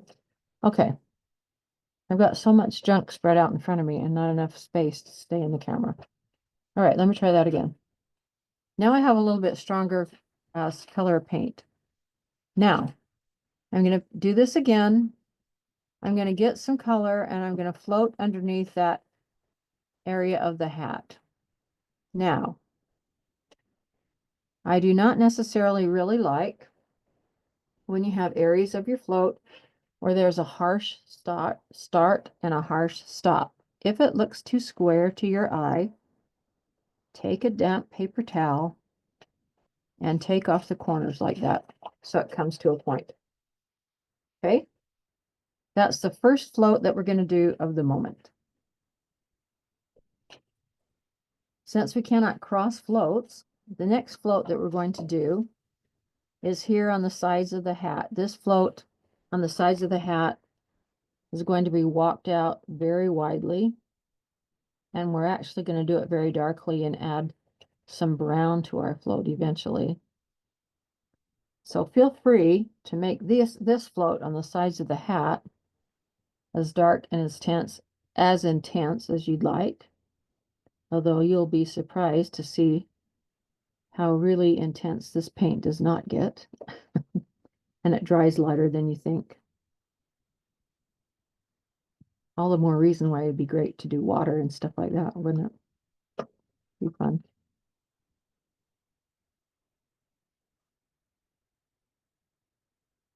So you're going right down there, the sides of your hat. I need to do this side again. You can see how much faded it is.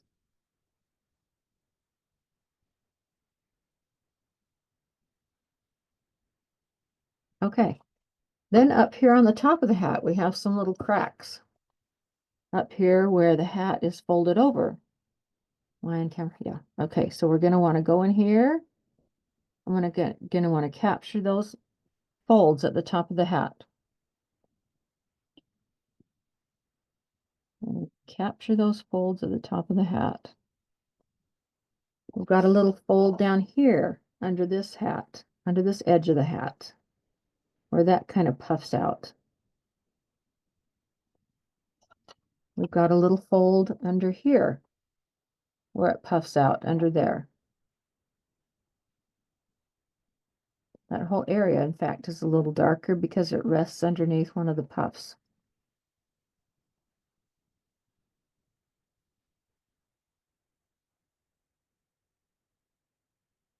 Okay, we've got an area underneath right here where it folds down. It needs to be shaded under there.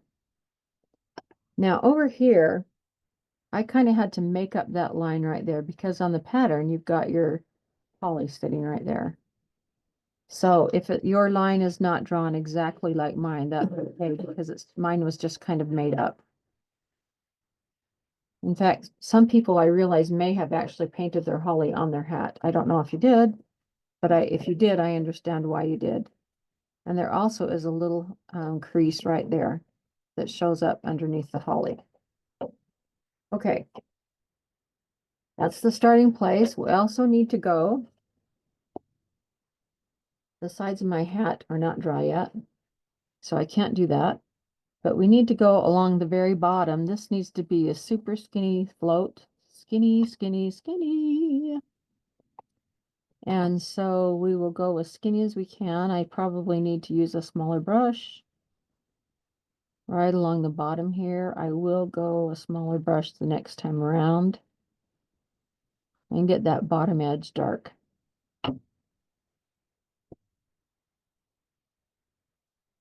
Now, when this gets dry, I will also go right there, but right now it's too wet. Okay, go through and do everything I said again another time so that the color is deepened when it's dry. So you have to wait. Left my little brush, my little blow dryer up there. You want these good and intense colors. And then we'll talk about some other things that we're going to do to the hat to represent some dips in and divots in the hat.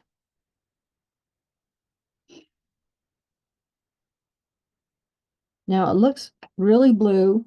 I realize it looks like almost kind of a bongy blue. But by the time we get some brown mixed in, believe me, it's going to recess into the background. And when we get the black outlining on there, it recesses even more. So it is not nearly as intense as what you might think it looks like. And actually, it looks pretty great. Okay, I'm going to get a smaller brush to do those two bottom areas. I think I've been saying that, but I just haven't really done it.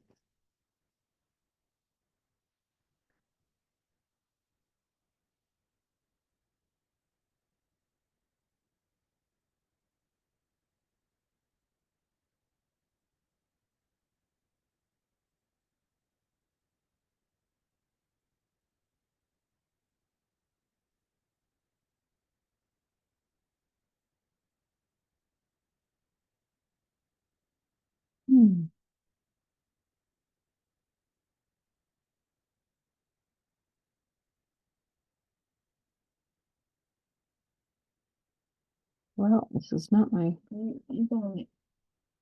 Yeah, yeah. You need to go above it. Okay. Yeah, above it, and then on the little edge down below it. So there's like that's like the bottom, and then it has a little trim around the bottom. You need to go.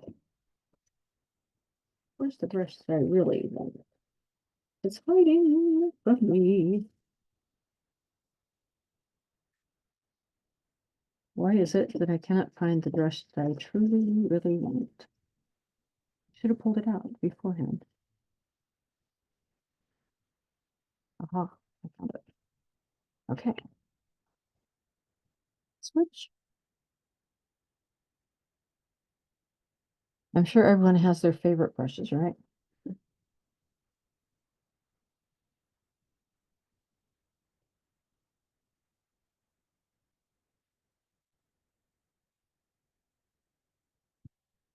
Okay, so let's repeat again. So go down here at the very bottom of the hat. On this bottom trim that's right next to the gingerbread. Okay. Go right above it. Right up here.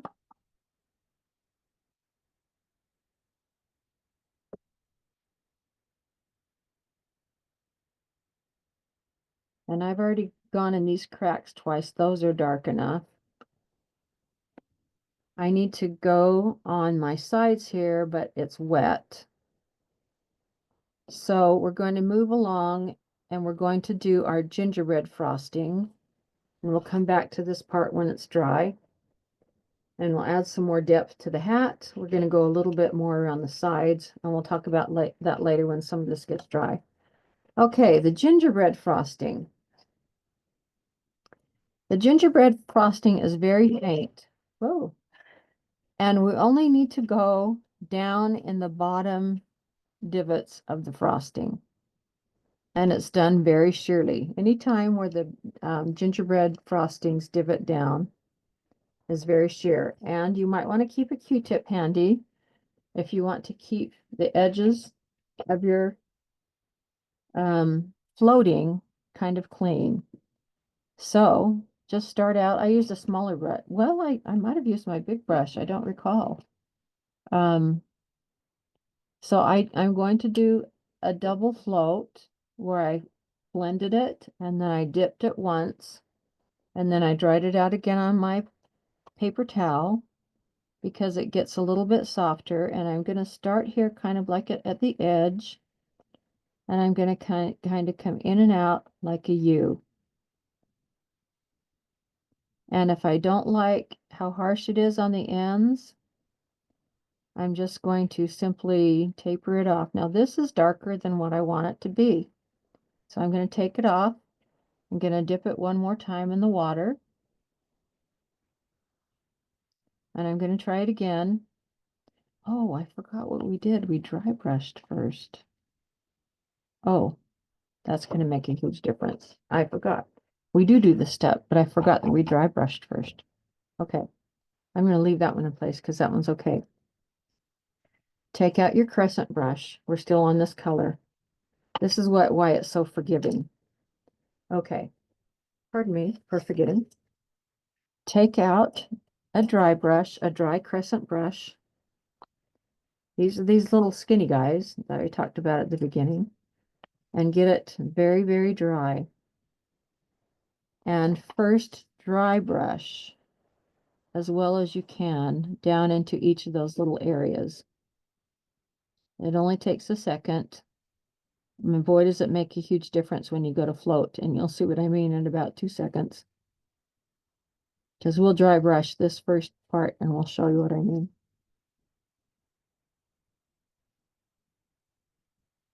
It doesn't take very much, and you get it just as close to the bottom as you can.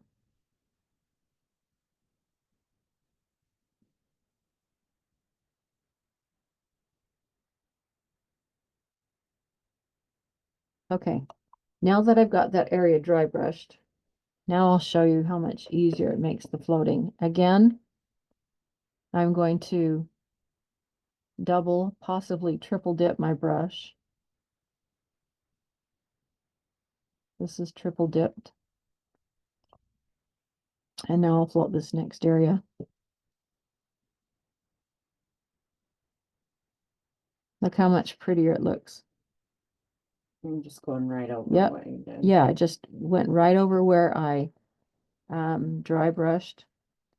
And it's really forgiving, super forgiving. The dry brushing helps to blend tremendously. Does that make sense to everyone on camera? Now it looks totally blue, you might think this looks not so good. When you get the black on there from the lining, when you get the black in the lashes, you get the other features that are going on your gingerbread, it's going to be fine. Our hat doesn't have too much more work done, and then we're moving on to our apron, which doesn't take too long. The apron's so fun because it has stripes. Okay, so finish the rest of your stripes in this way. Dry brush, float. I'm going to do all my dry brushing next. I'll do it all in one step. It doesn't take very long. We've only got a few more little squiggles here. Now on your teeny tiny gingers, they're way too small to dry brush. Okay, the squiggles are just a little doodad. So you'll just have to use a little tiny brush and just put a tiny dot of a float down in the little squiggles of those. But they do need to match. You do need to not skip that step, or they won't look like they're part of the family. And they need to be part of the family. They need to blend right in.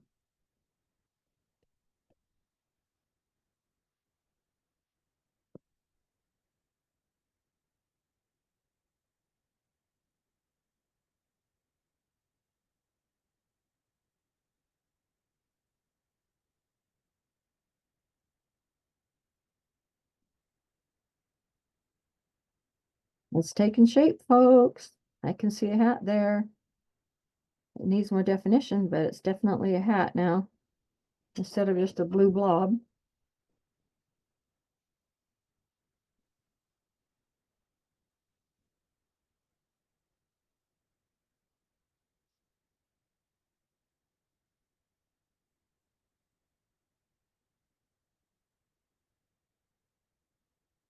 We'll talk about how to do eyelashes before we're done here.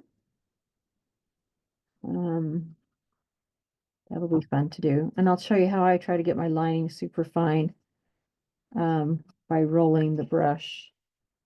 Okay, I've got my blue scrubbed in. I'm going to follow it up with the float. I'm going to double and probably triple dip. I want this pretty sheer.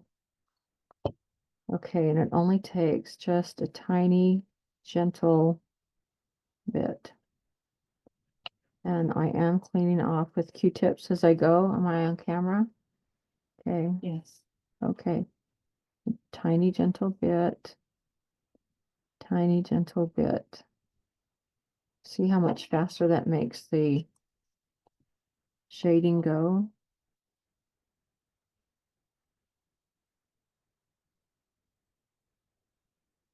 And there we go with that. And I didn't even need to reload for the hands. That was just all one float because it was quite damp from the additional redips. Now I'm moving on to the feet. Try not to get my ginger in my paint palette, which I've done already once or twice today.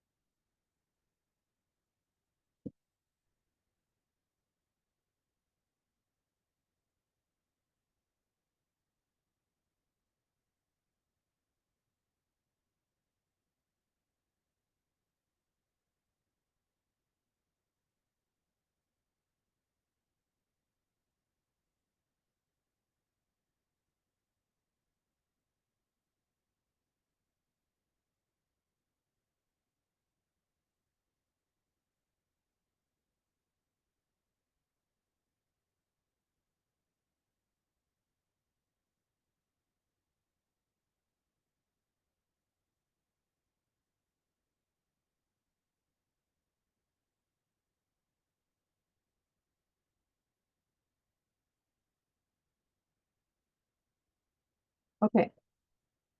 All of my blue is in. How's everybody with their blue? Okay. All right, great. All right, moving back up to the hat. I need more blue on the sides of my hat because it was too wet to put some in before. So I'm adding it right now, and I'm adding it quite wide. And I needed some down here. I never was able to float that in because the bottom was wet. So let's get some good shading in going on here. And down here.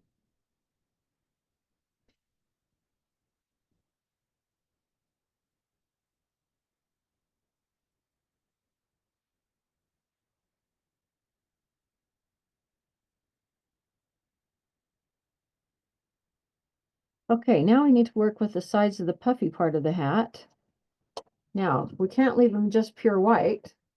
We do need to put some color. I need to get some more blue on my brush. So we are going to go around it a little bit with some color. So get some more blue raspberry if you need be, because it just can't be plain naked, right? Oh, let me see. I think I've got to move this over here now. Okay. There we go. Okay. Yeah, it looks too naked. We need to encompass this and close this with some kind of color.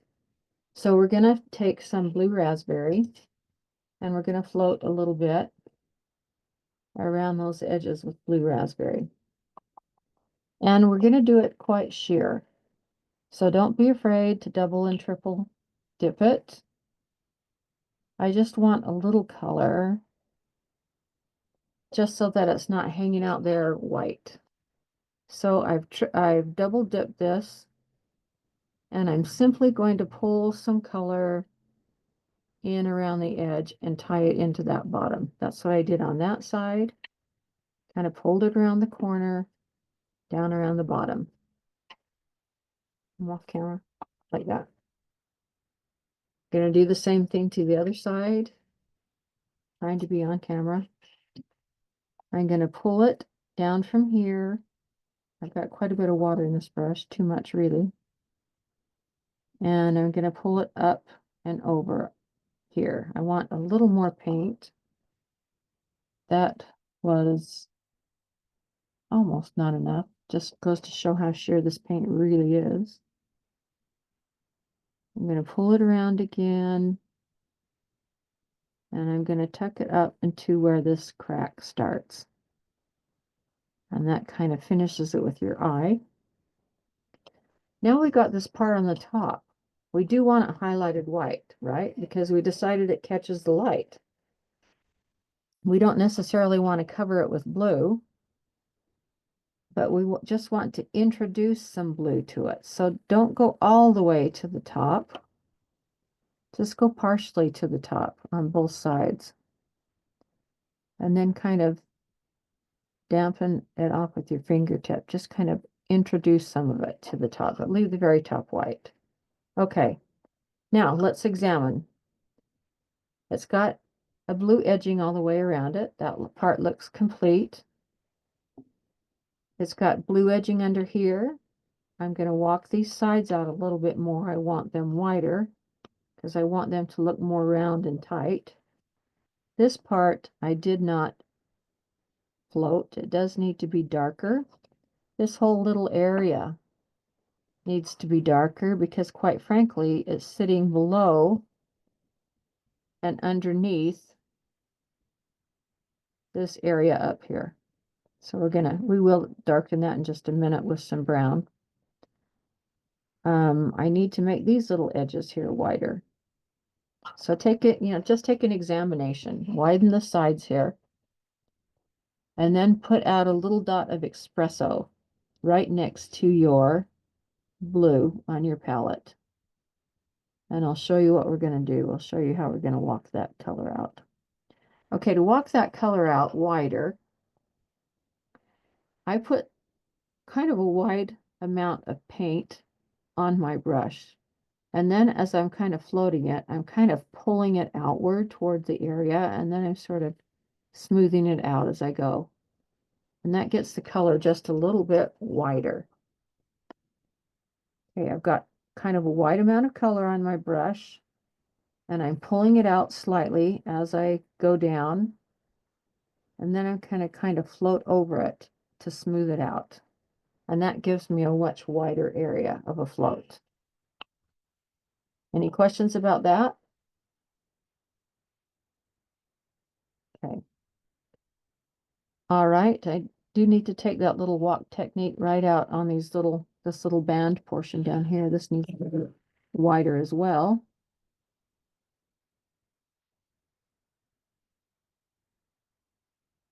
Okay. All right, get a little espresso. Doesn't have to be a lot, literally, just really kind of a drop.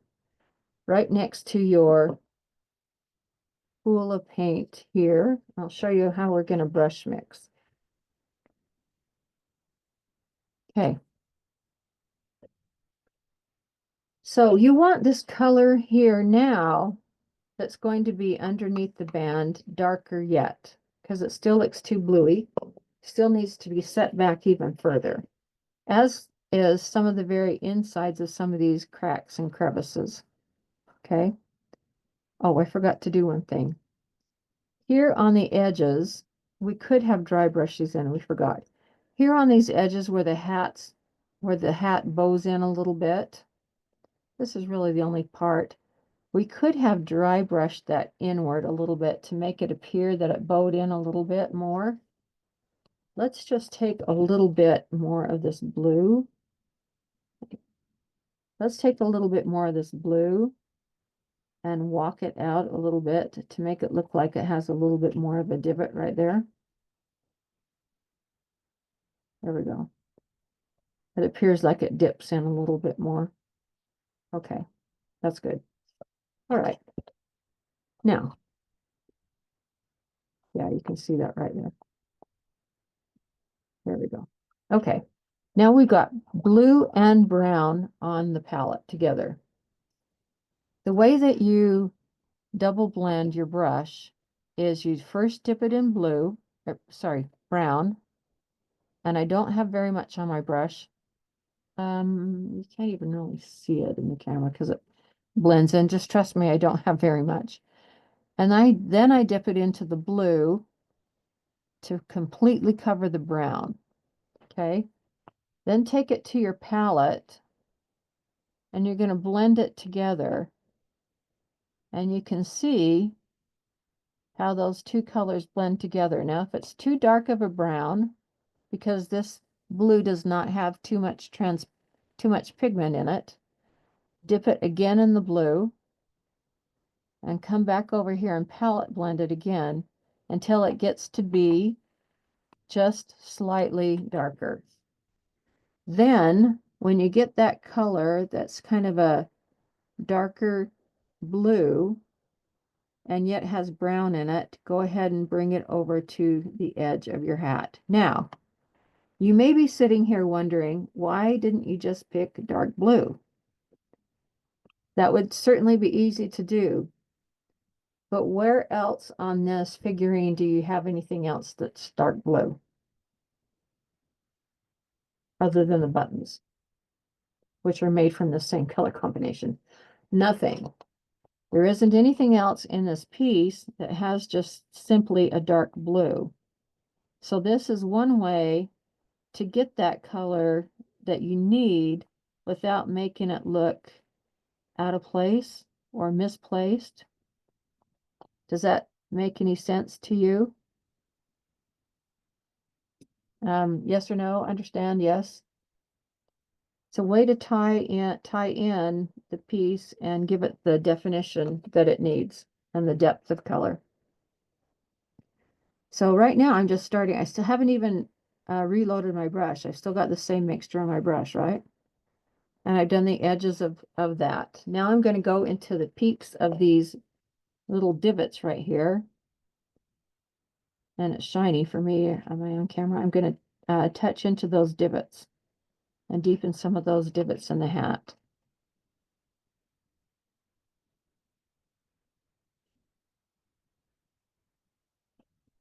And wherever you got like a little divot or a little fold, go ahead and touch some of that color in there.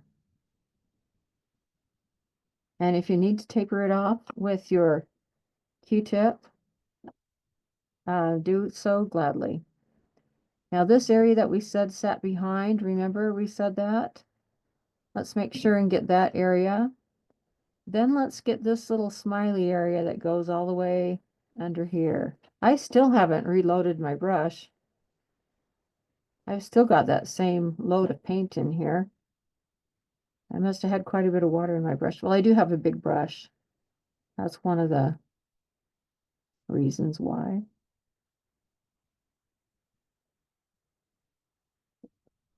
Okay.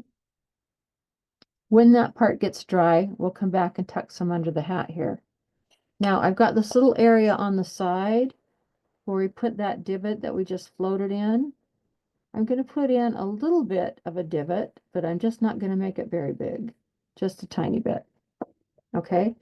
I still have not reloaded my brush yet. Okay. I'm going to just barely skiff across some of my floats here where I had gone along the side towards the bottom area. I'm skiffing, just skiffing. Okay. Just skipping, not very much floating. Okay. All right, now I need to do the bottom area of this hat, and I need to finally break down and go to my skinnier brush because those are tinier areas. I'm going to double float. I'm going to double load again. And if you want to see me do it again, here goes. Brown first, blue second, blend. I wanted a little bit more blue. Blend. I'm going to float the bottom edge of this hat with that blend.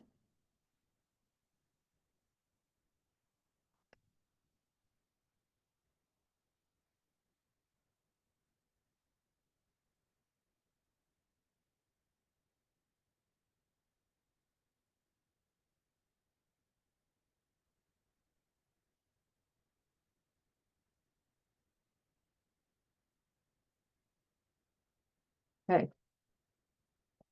All right, now the only thing that's left to do with this blend is strengthen the sides a little bit and tuck some up underneath the hat. We do need that tiny little crack right there.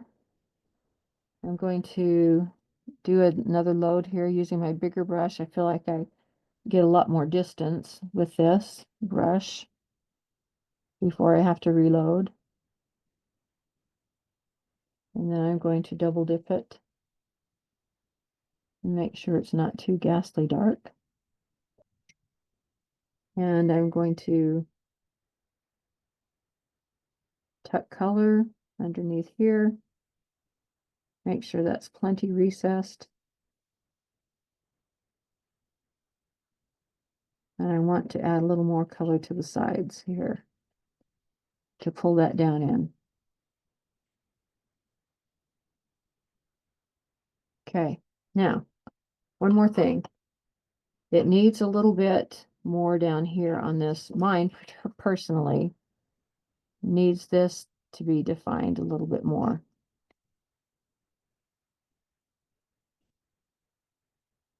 As does this bottom need to be defined a little bit more. Okay. And I forgot this little crack right here. Good heavens. All right, don't forget that little puppy right there. And it needs to be tapered off. Okay. Any questions so far about this? That is the hat. Voila. We'll eventually put that on there. Okay. All right, we're ready to move on to the apron. So go ahead and pull out your stripe stencil. Oh, first touch up your little bit of green right here. That'll only take a second. If you need to, I needed to. Put your nose on. Look at her. She's coming along. Look at that. She's a ginger. You should be excited.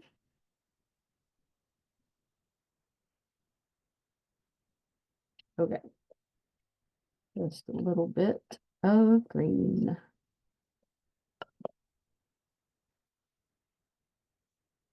Maybe we'll paint the highlights in our eyes. It's 22. It's 22. Okay, well, we'll do the stripes. How's everyone doing on time? We have 20 minutes left in class. What I'd like to show you is the stripes, the buttons, and at least the eyelashes. Is everyone willing to stay another maybe 15 minutes?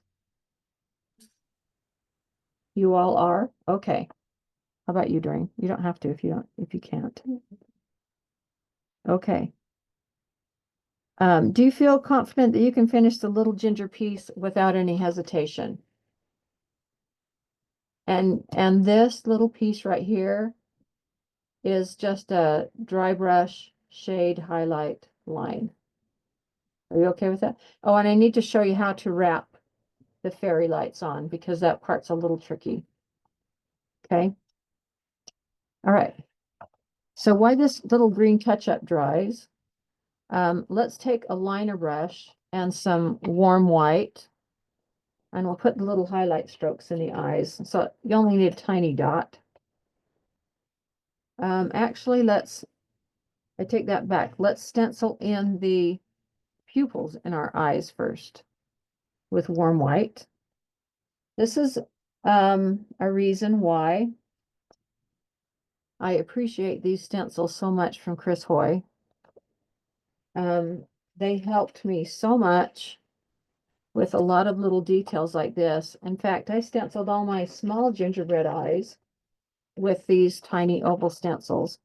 Now, I feel like I want to mark where I had my eyes because I felt like it took me quite a bit of time to get them just exactly where I wanted them in the first place.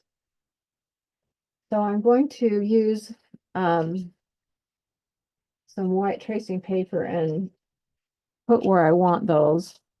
And then I'm going to use the little oval stencils on those tools from Chris Hoy. And we'll stencil those in while that green dries for a minute.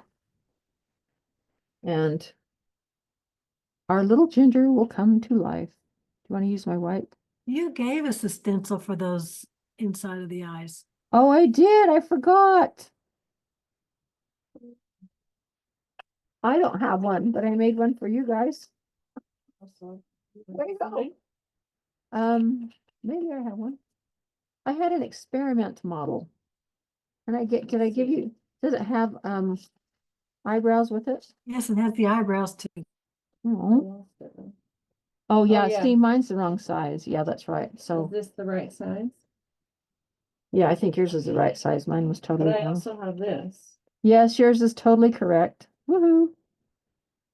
Oh, let's see. Those are your buttons. Oh. Those are your buttons. I don't have the buttons either. I'm jealous.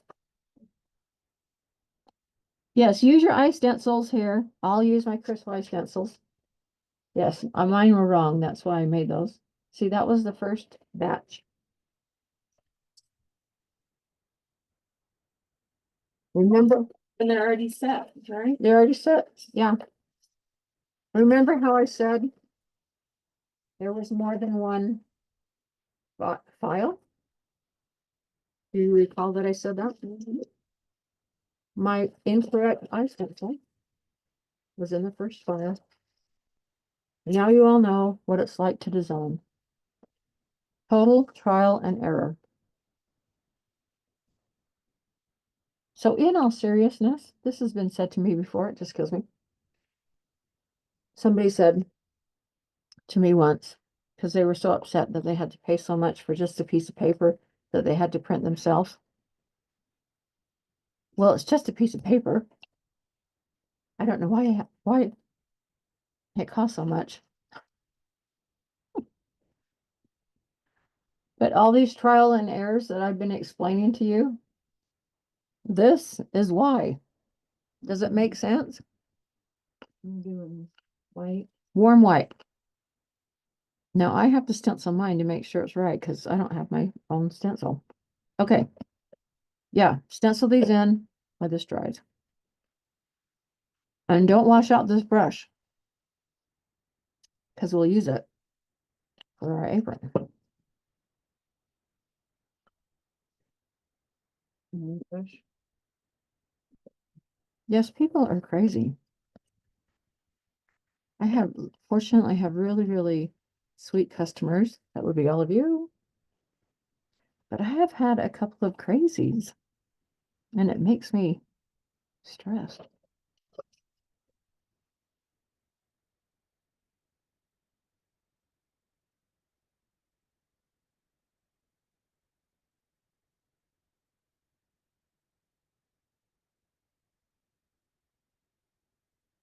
Do this, we'll stroke their eyes. Okay, well, there's my eyes for not having the stencil. And you'll do the stencil, and I'll see how that works. Well, if they're not lined up, then if the stencils don't line up, let me know, because you guys are experimental model number 2. There's my eyeballs with using the Chris Hoy tool. They line up. They lined up. How exciting. You just never know. All right, I have to erase a little thing right there. Okay, once your eyeballs are done and they're stenciled in, then you're going to take your liner brush and you're going to dip it into your white, warm white. And remember how we floated blue on the edges? Right close to the edge, you're going to put a line, dot, dot, dot. You can do 2 or 3 dots, whichever you prefer. Oh, I touched it too soon. I can't really see. It's very dark in here. I apologize. Do a stroke.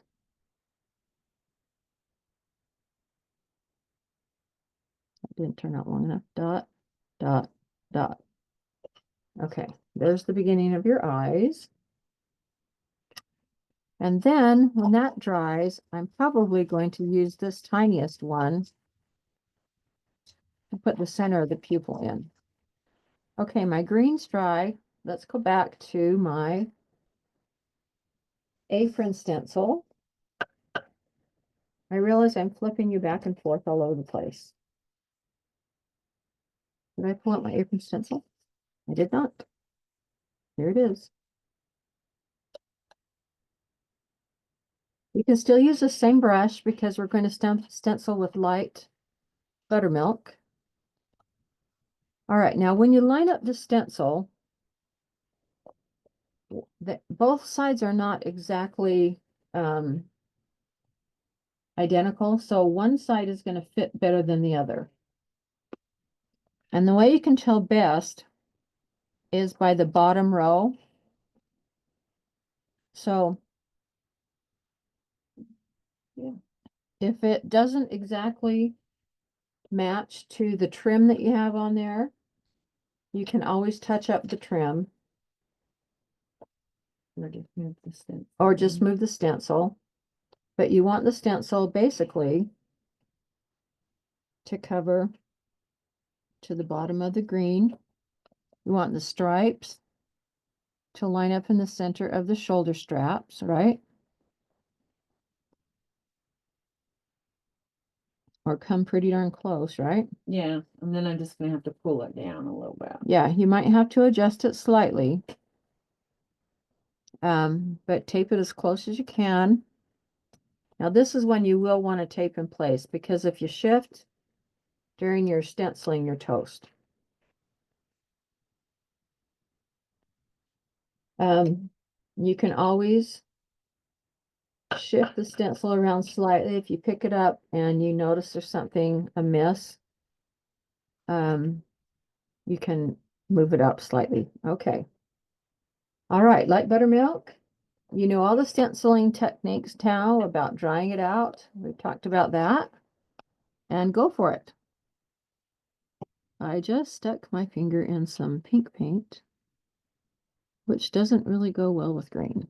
So let me clean Are we my finger off. using the same brush? Yeah, you can use the same brush because it has white in it. So you can use that same dirty brush.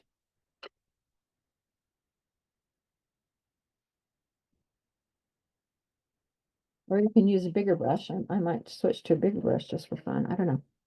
We'll see. I think I left enough white space around the edges that you won't have to worry about it overlapping onto any of your ginger. Okay, now try a couple spots. Lift it up and make sure you like it. Make sure you're not leaking anywhere. Now, these are kind of skinny lines. And so these are very likely going to take more than one coat. Just because the skinny lines are kind of a little bit hard to get into. And you want to make sure that they're fairly consistent in color. So you'll want to do a couple peeksies as you go along to make sure that they're going to look about right. And the other thing I was going to say is if the lines don't exactly come up to the edge of your trim, there's a couple of things that are going to be happening. First off, you're going to be floating with the dark color next to your trim, thing one. So that's going to hide some of anything that may be missed. You're going to float on the bottom of the apron and on the apron next to the trim.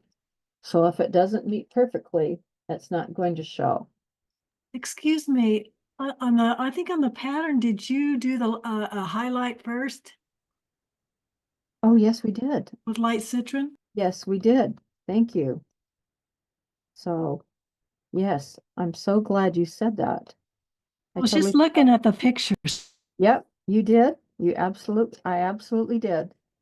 Well, lift that off because it makes a difference. Thank So- you. Okay. Okay, Well, we'll line it back up again. All right. okay. Okay. We got 2 prizes. So. Oh, we got 2 prizes? No, 1 left. We got 1 left. Well, who volunteered that? They should win the prize. Okay, who hasn't won a prize? Is it just Lori that hasn't won? Okay, Lori. You won. Why don't you go to my webs or my Etsy site and pick a free e-pattern packet. Thank you. Yeah, put your email address in the chat here and Doreen will write it down. And I'll be happy to send it to you. Thank So you who was very it that much. reminded me about citron? Who was it that said that? Leslie. Leslie, thank you a million trillion. I really appreciate that. Okay, so citron green. Is it citron green or citron yellow? Citron green. Thank you. This is what we also highlight our little hollies with. We might as well just, well, we got the color going. Stipple some color in there, right? That's why I forgot it. Because I wasn't thinking about doing these until later.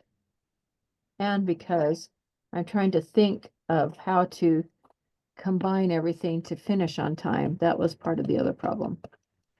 Okay, so this is fairly easy. And if you do have some stenciling that has happened, we'll just stencil right over it. We'll just line it up and stencil right back over it. So what we want to do is put this color in the middle area of your apron, and you want to keep it within about 1/2 inch from the edge. And on this part down here, you're not going to have a choice except to use one of these little crescent brushes that we talked about. Because well, I guess you could block it off with tape or paper or a tool if you wanted to do that, or you could switch to a crescent brush and fill it in that way. Oh, I'm so glad people help as we go along. It's really, really great.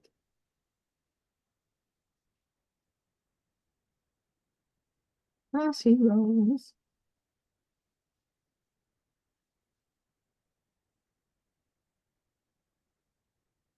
That does look better, doesn't it?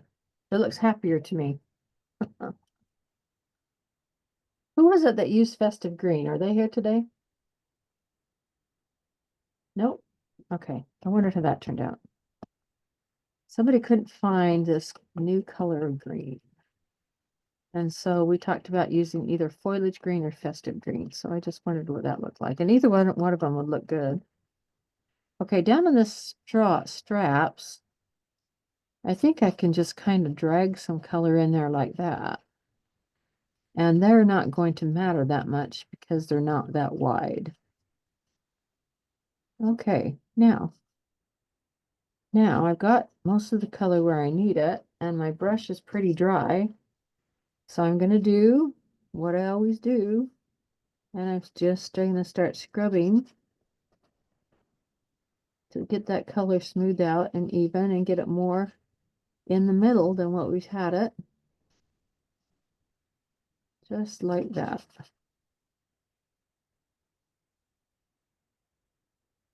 I do like that so much better. I'm so grateful that you mentioned that. Let's see if I've got enough on this before I take the color out. I like bright. I like super bright. Somebody recently on Facebook did a set of gingerbread ornaments, and there's a gingerbread holly. I think it was one of our Italian artists. Do you guys remember that? Anybody? Yes? Was it Paola Basson? I think so, and I love that. Did you see that? It's layered. I've got one. I haven't painted it yet. I thought that was the cutest thing, and the colors were so bright. I was very, very drawn to that. There was a poinsettia too. Yeah, it wasn't a set of 3? No, it's 4 of them. There's a poinsettia, a holly, a wreath, and a glove. A glove. I don't remember the glove. I remember being so struck by and they're all gingerbread, right? But they're painted. Yes, they're all gingerbread. I just remember being so struck by that holly, and I just looked at that a billion times over. Well, I'd love to see it when you get it painted. That would be awesome. If you don't mind showing us. Well, she'd probably love it too. I'd be advertising her stuff, but I just thought I like her work a lot. Okay, there we go. Now I like that. Do you guys feel better about it? Mhm. Yes. Me too. Okay. All right. Back to where we were. We were doing. we were Now, doing on the stripes. bottom, did you do that too with the green? I did. Uh-huh. Do you want to use this? Because it's not Oh, wet. yeah. Yeah. Haven't washed it out yet. Okay, I am going to wash out this brush because I can't think of anything else green I would put it on. I like our hat. Look at our hat. The dark just looks really good. All right. Now, try to line up your stencil again. I hope we can do it. For me, I had only done the small stencils down below. So I am going to have a fairly easy time.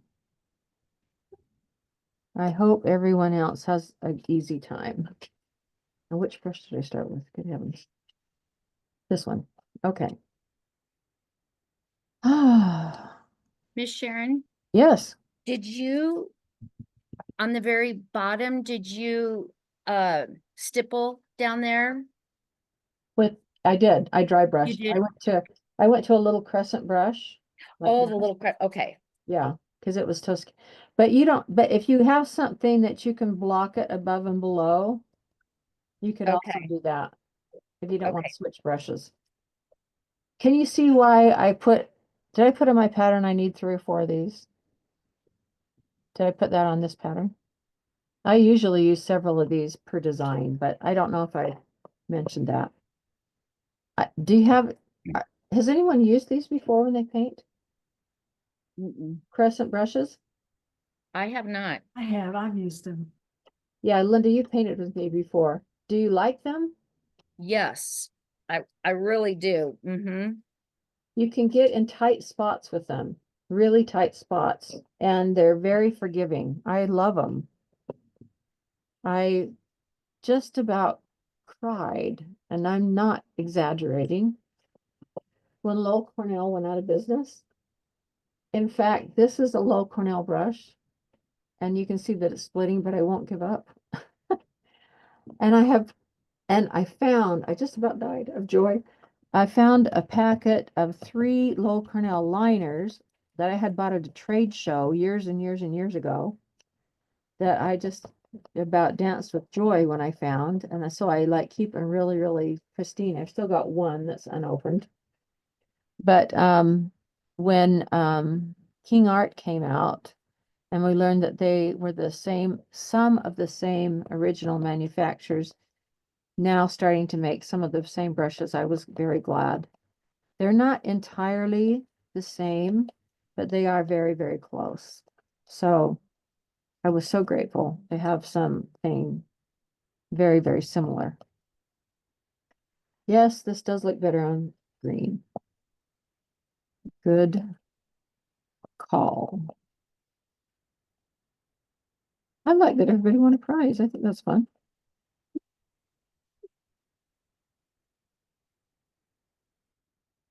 Okay, do a check. Make sure you're checking. How's your stripes looking? Again, if they don't go all the way to the edge, they don't go all the way to the top, remember the shading will be your saving grace.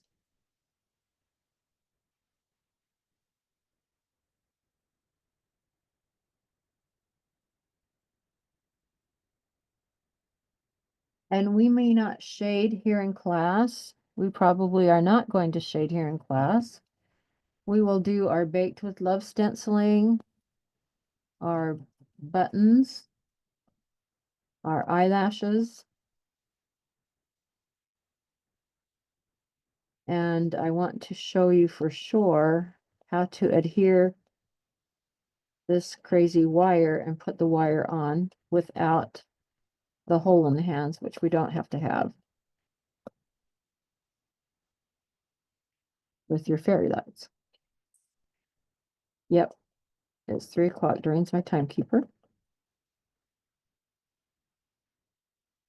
We have to get the stripes on before we get the Baked with Love on, or else it will not work. We have to get the buttons on before we get the Baked with Love on, so that it ends up in the right place.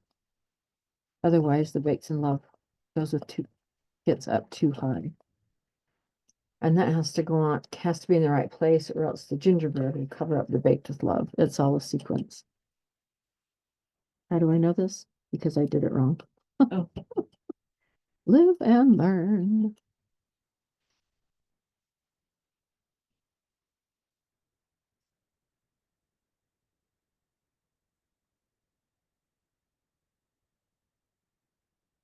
Now, are you all aware that this is meant to be a companion to the gingerbread bakery that was in Painting World?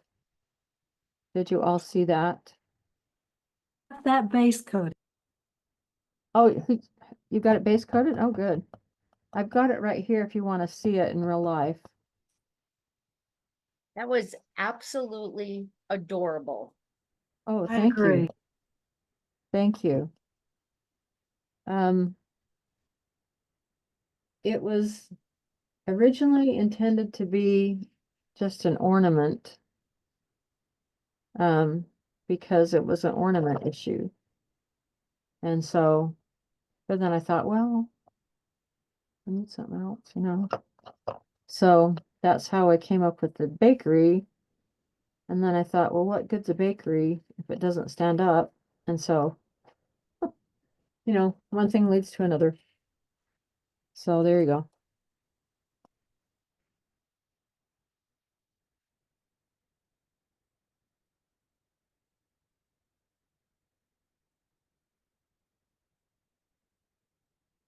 Okay, when your brush is really dry, you could swirl across them to help even them out, but this is stripes.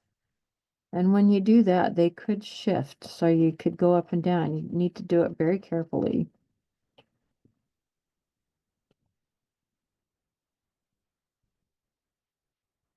How are they looking?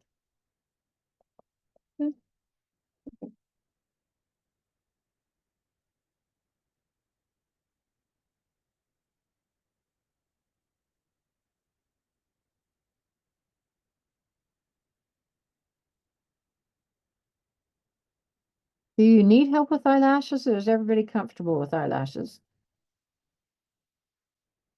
If you want eyelashes demonstrated, raise your hand. Okay, all right. We'll do those last, okay? So those who don't want to wait don't have to. But I'm happy to do them for anyone. And I'm happy to have them as part of the recording for those who aren't here, actually, so. That will be I'd fine. be interested to see how you do them. 'Cause Okay. I've really learned a lot from you today. Oh, thank you. Who said that? Lori. Oh, thank you so much. Mm-hmm. Thank you. I really like the transparent floating. Oh, that was great. I use that on everything. I use it to graduate colors on everything. Okay, here's my stripies, which I think are super fun. Okay, the next thing you need is your buttons. Now, before you do your buttons, you do have to float underneath here along the top. We don't have to do along the whole sides, but you have to have that avocado float along the top because your buttons lay on top of that float. So get some avocado out, wash out your white brush.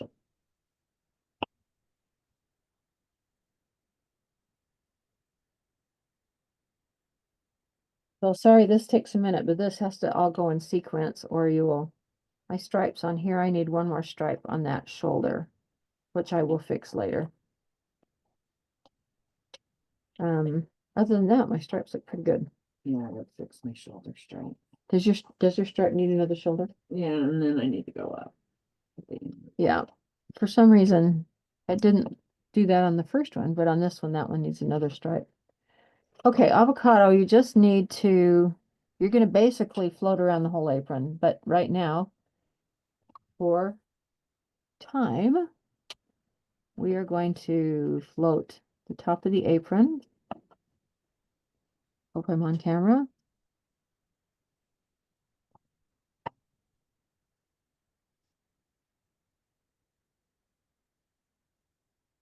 And we're going to float around here because the buttons have to go on top of there.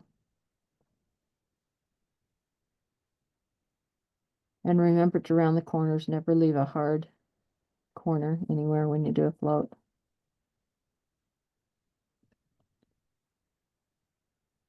The avocado looks very good with this new color of green, doesn't it? It does. Yeah. I normally am not an avocado person. But I just thought this was a pretty color combination.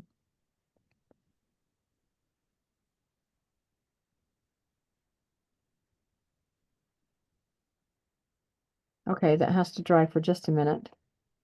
Up here on the shoulders, while this is drying, there is this little area where the strap folds over. So just kind of while we got this still in our brush, just fill that in with avocado. That needs to dry before we can do the buttons. And then you would, of course, go along the bottom and along the sides with avocado. But we don't need to do it right now. My sides are not drying.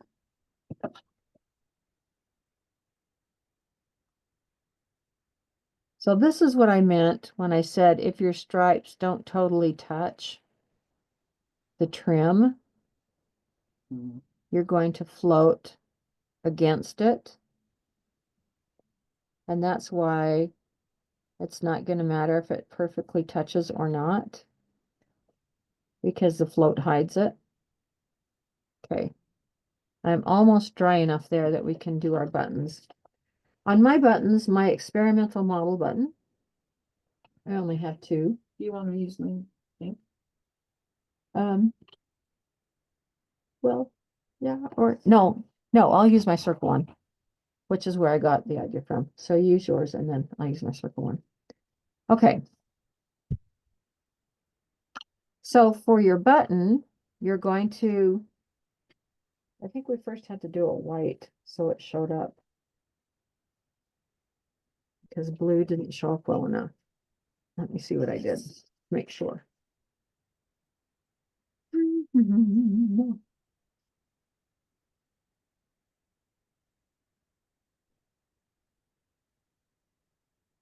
Thank you. Just a minute while I just double check. There is the light citron that is on the one side of the page. That is so true. Okay, the buttons are a mixture of Blue Haven and Blue Raspberry. So it doesn't take very much. They're tiny. So I just mixed a little dot of Blue Haven, which is right here, and Blue Raspberry.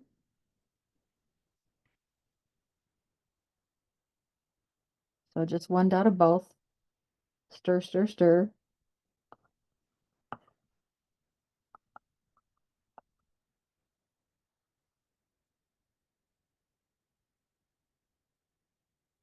There we go. And I put the buttons in place. I can't see them very well. Make sure they're in the right place.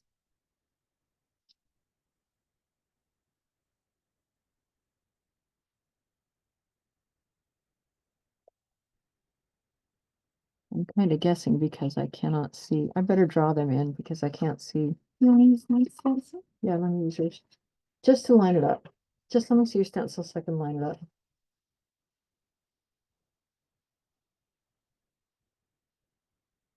Okay, thank you.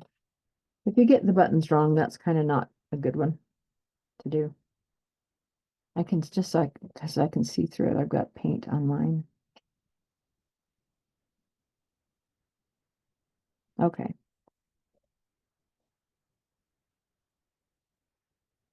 Thank you. Okay. All right, so get your stencil in the correct place. And they just need to be up in the corner, right? Pretty high up in the corner. And you're gonna stencil this mixture in with the mixture that you just created, which is the Blue Haven and the Blue Raspberry mixture. 50-50? Yeah, 50-50. I knew I had to have something with it because the Blue Raspberry doesn't have enough coverage. And you can already see on round one that you can still see the stripes through it.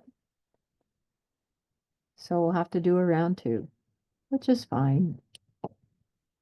And really, you're going to do another layer in the middle. So the only issue that you're really concerned with is around the outside, as far as coverage is concerned.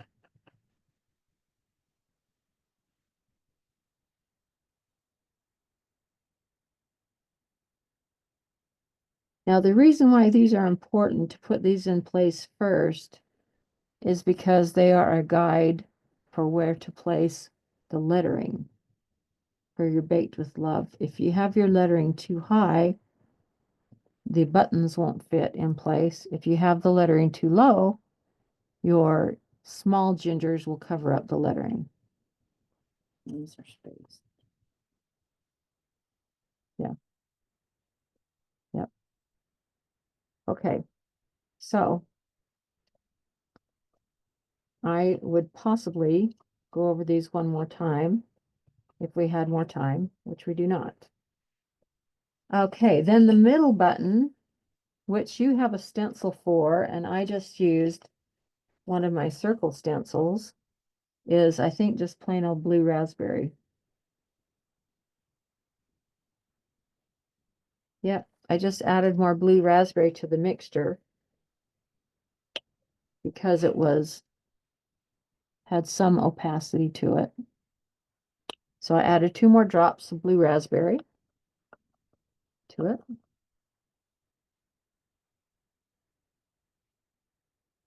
To make it darker, I'm going to go 3 drops.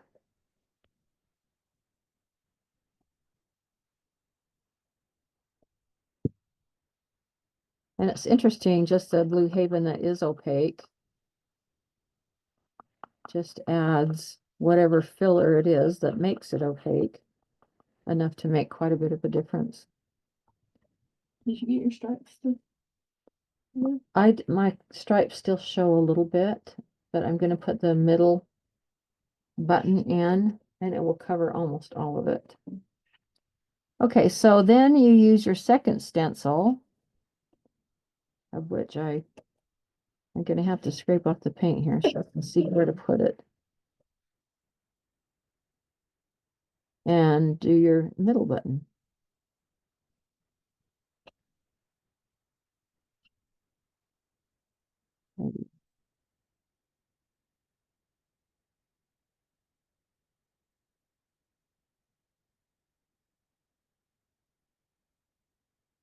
Now, I think I actually floated this middle button later to make it darker because you can't even see that. I know I did.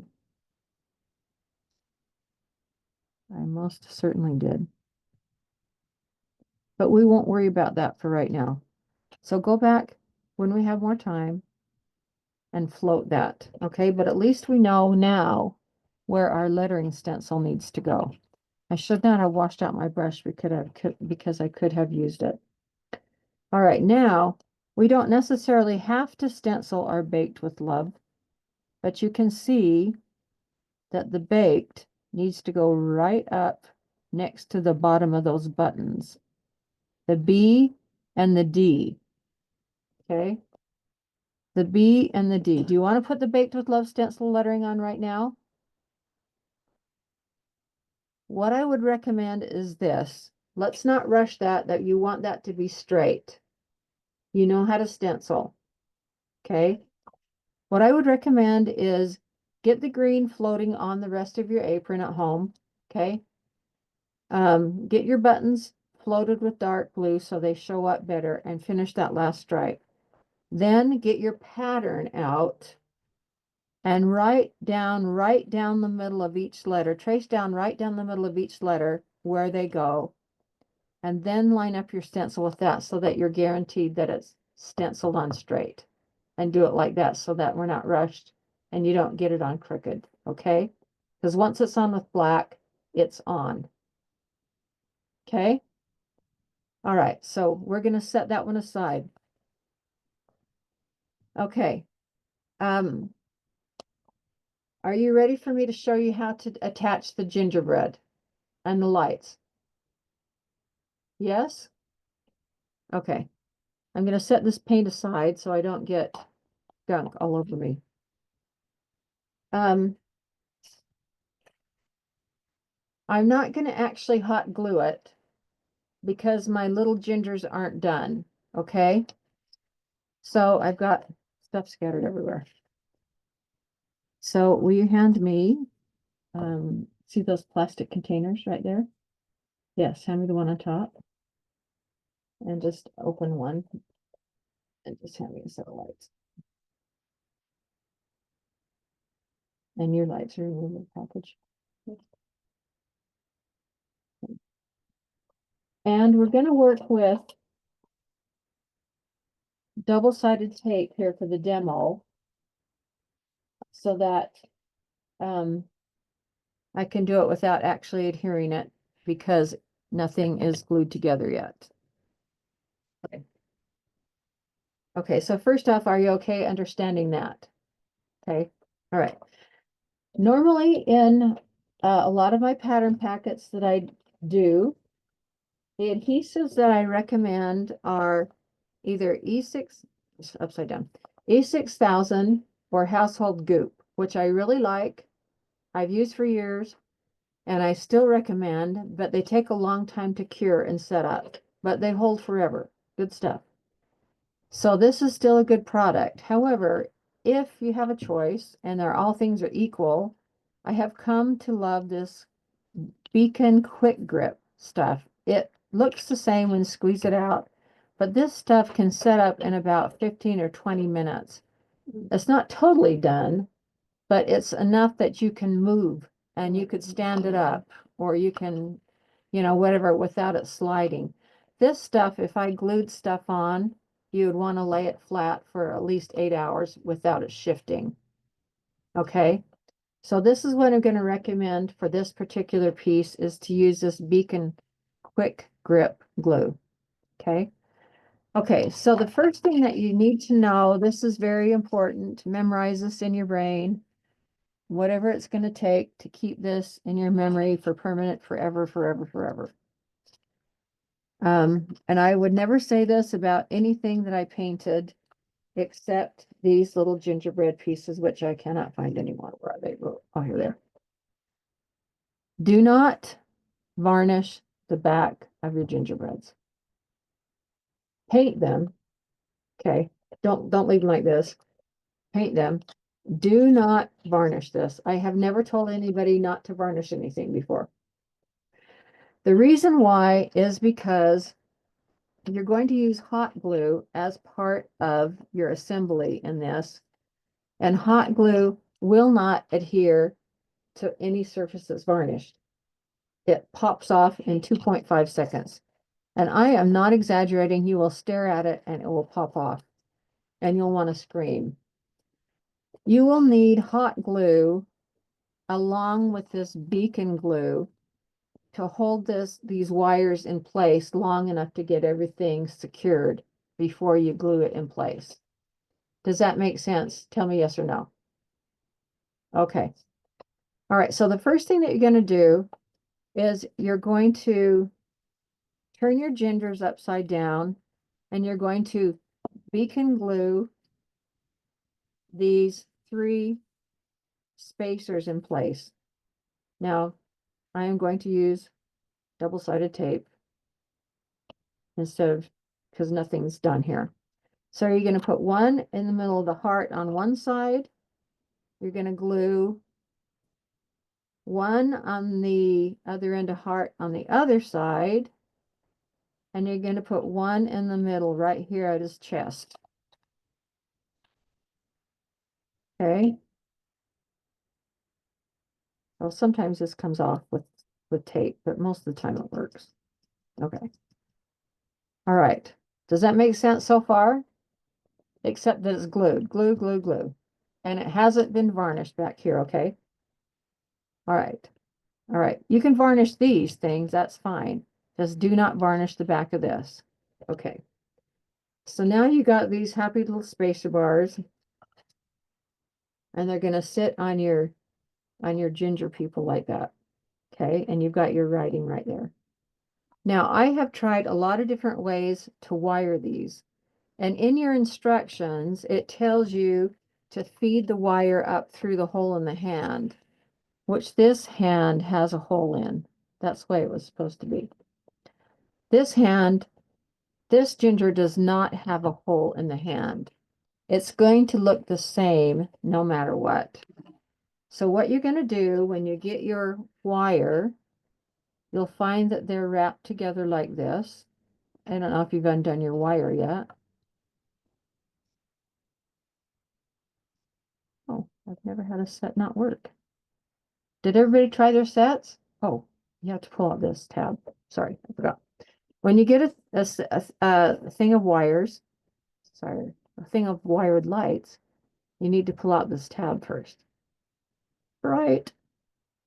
I won't blind you. I'll turn it back off. But you can see, but you do need to test them to see if they work. So there you go. Okay. So the first thing you need to do is untwist them like this.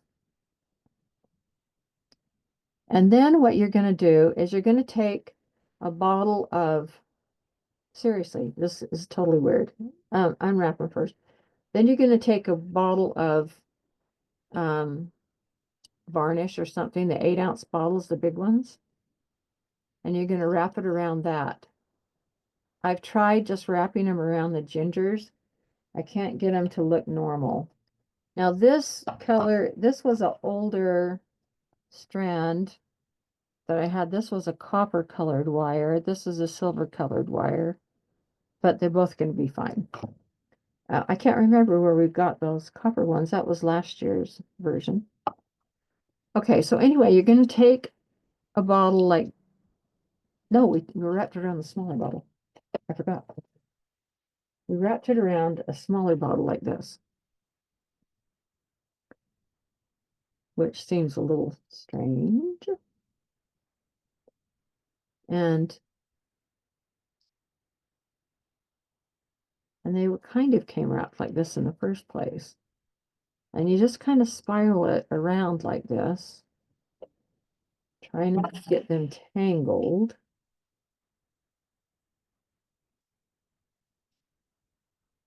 Which they have a tendency to become until you get to the end here, okay? So they are going to spring out a little bit, and that's okay. That's kind of what you want.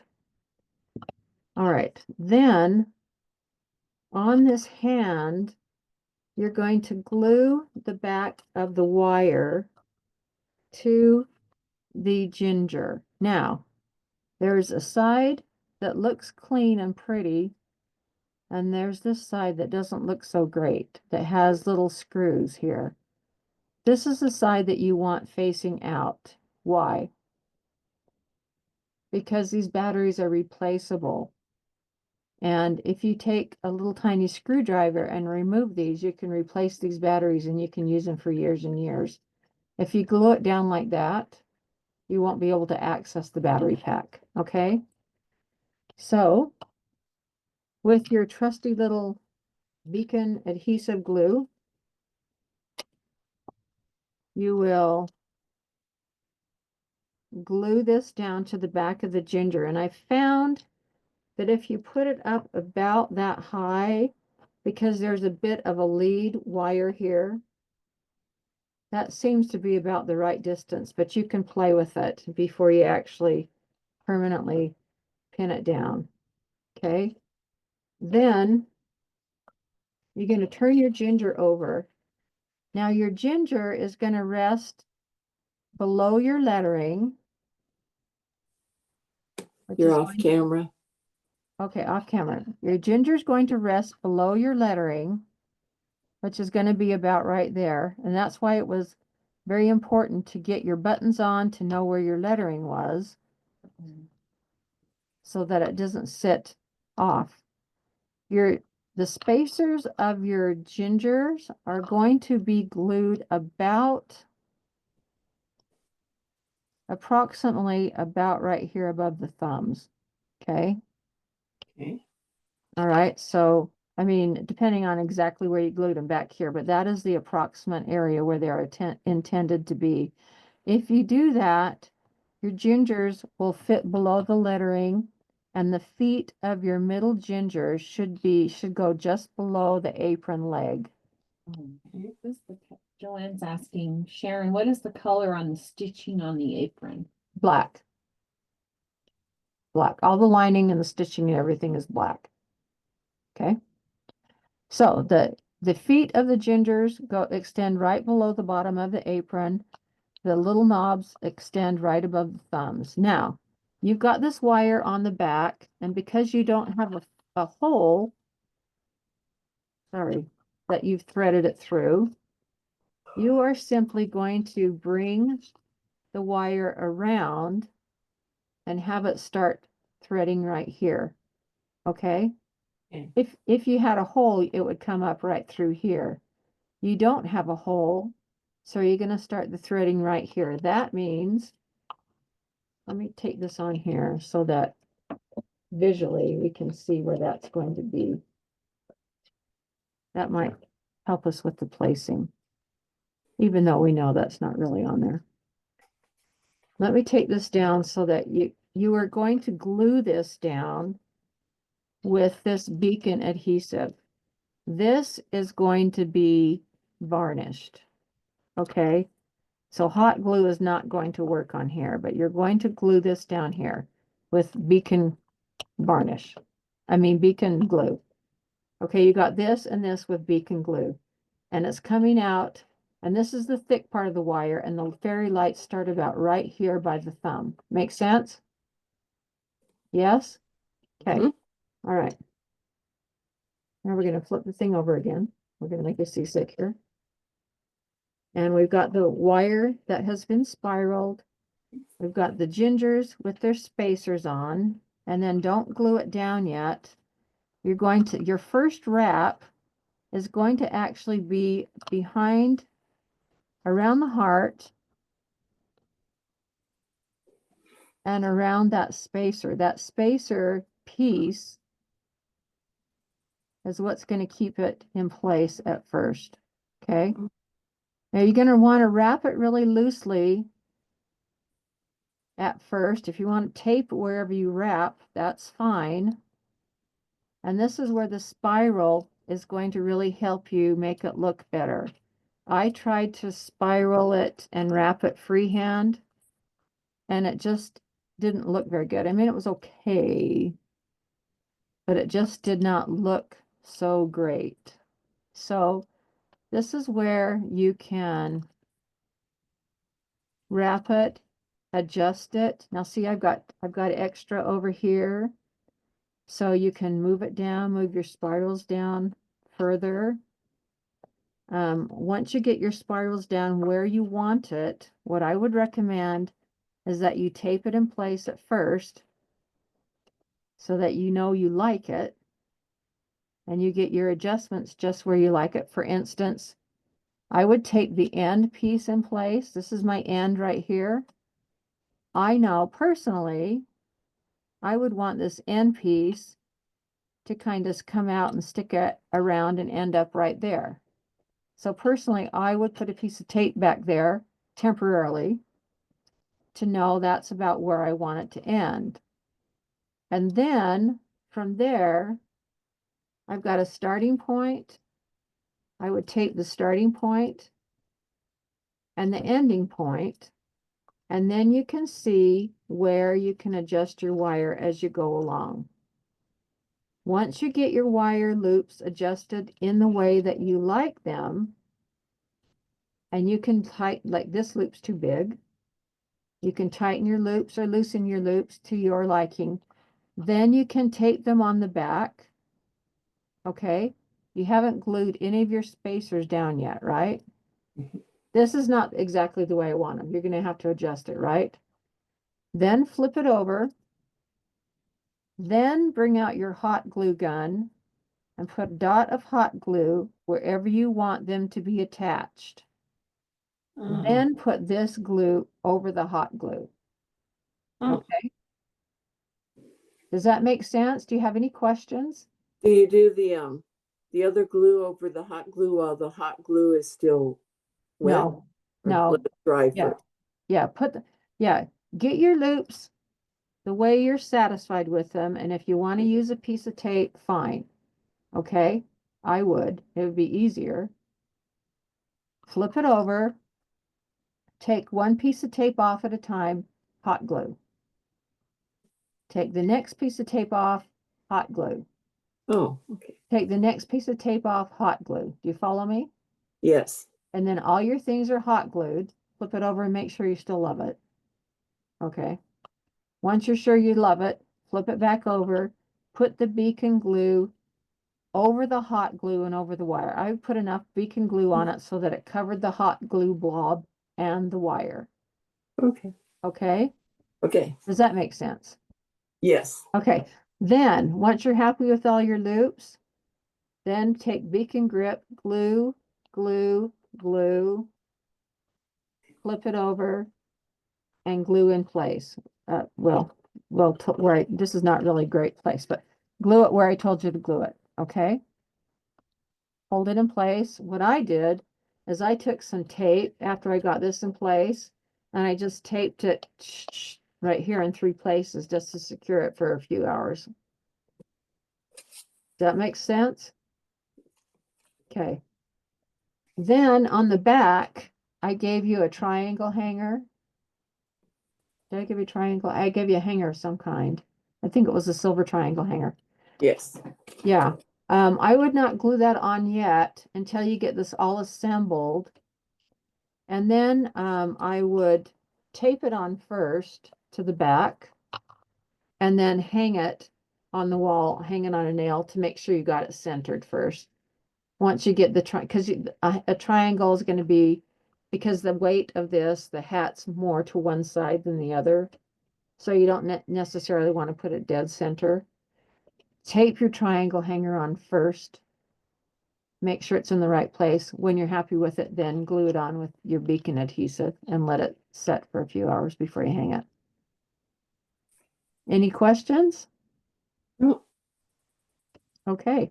Now, if you don't want to hang it up, if you want it to stand, I thought of a couple of ideas you could use. You could get a couple of blocks, maybe a little 1.5 or 2 inch block, and glue them to the back of the feet and they could stand. Yeah. So there's a thought. I don't know how you're going to use it. Or you could also, what would be so stinking cute, but it's totally up to you. If you're into wreaths, my sister does wreaths. If you're into wreaths, you could do a great big wreath, wire this on one side, and put a bow kind of at the top, and put a few little gingerbread cookies on, around the side. But it need to be a fairly big wreath.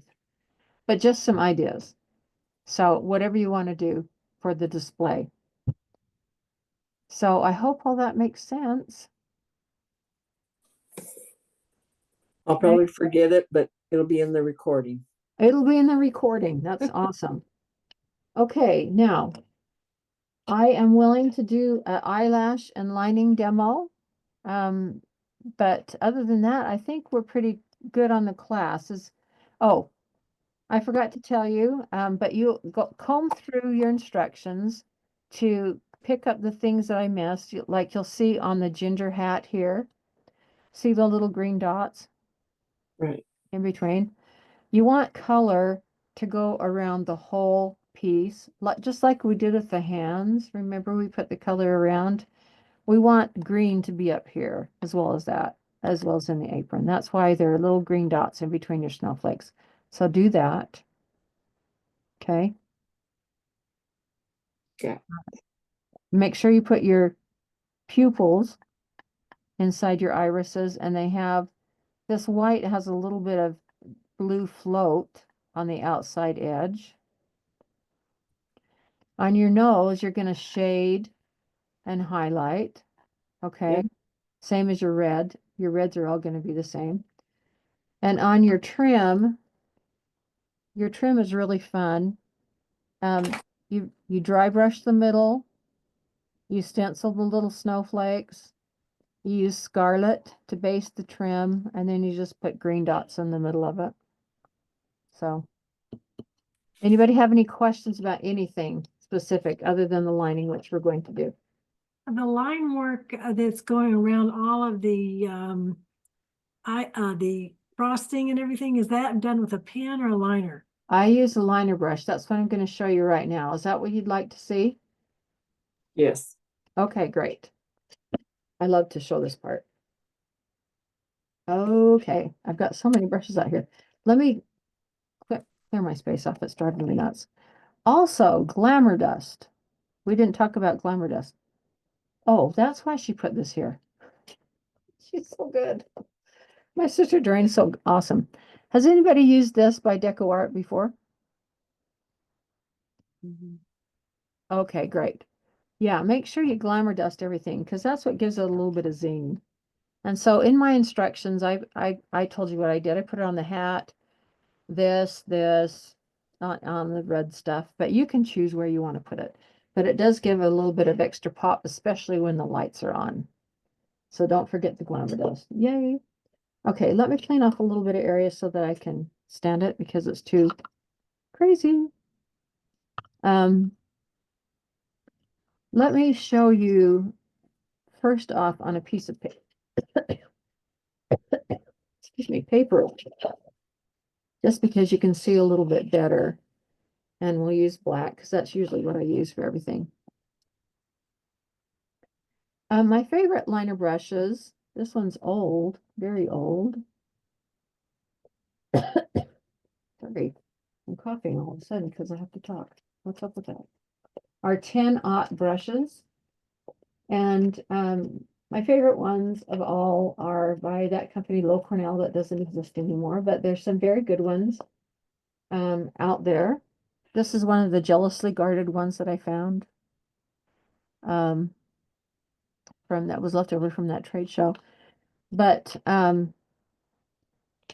King Art, the makers of the Lowell Cornell brushes, do make a very nice 10-aught brush, as does Chris Hoy from Cover Distributing. I think hers is an 18-aught. And I have also used hers a lot and recommended hers a lot in a lot of my patterns. Hers has a brown handle like this. It's an 18-aught. And I've used that quite a bit. And you can get the same results. So those are just some of my recommendations. But here goes the liner demo. First off, I always use a fresh pool of paint. You can't get a good result with old paint. It has to be fresh and clean. Yeah, I did tell them about that. So the bottle that you gave me was not good. The first one, I'm sure you are, right? I put it over, well, I still have it. I thought we could shake it. That one I think has been frozen or something. It was downstairs. Do you think it got cold? Mm-hmm. Yep, it's not salvageable. Oh. So throw it away. I had some like that too. Do you need another one? I'll give you another one. Nope. Okay. All right, fresh pool of paint, a liner. Now, I'm gonna pull, Yeah. yeah, you can have that. Or do you have it? Oh, you can have it. Are you sure? Yeah. There you go. I just take. Dorian. Sorry, Dorian and I are horse trading over here, and I just stuck my fingers. It's the end of the day. I just drenched my fingers into green paint. Hold on. I can't do anything with green paint all in my fingernails. All right. Now, these ladies are waiting very patiently, and they breathe so good. Sorry. All right. So I think you need to see the water basin. Maybe. I'm dipping my brush in the water, and I am bringing it right up next to my paint so that it drips to the edge of my paint. And from that paint, I'm pulling out. So I'm using it like a source of, like a supply, I guess. And I've dipped my brush in the water several times and haven't attempted to take any water out of it. And I'm using it to pull out from that paint and get it kind of thinned out. And then as I'm pulling it out, I'm going to pull it over here so you can see it. I'm going to start turning and twisting that brush between my fingers like this. I'm going to twist that brush between my fingers till it comes to a fine point. That allows me to get a very, very hairline line with this brush. Can you see how thin? That's a little bit off camera. Can you see how thin and fine that is?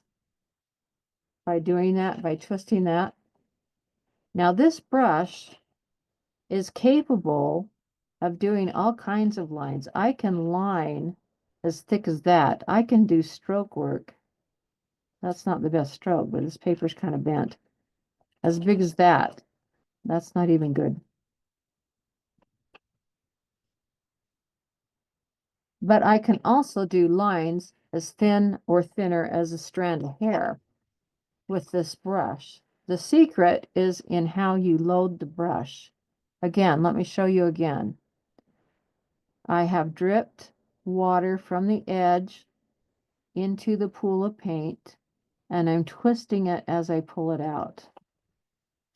And I'm taking it to the paper with a very light pressure.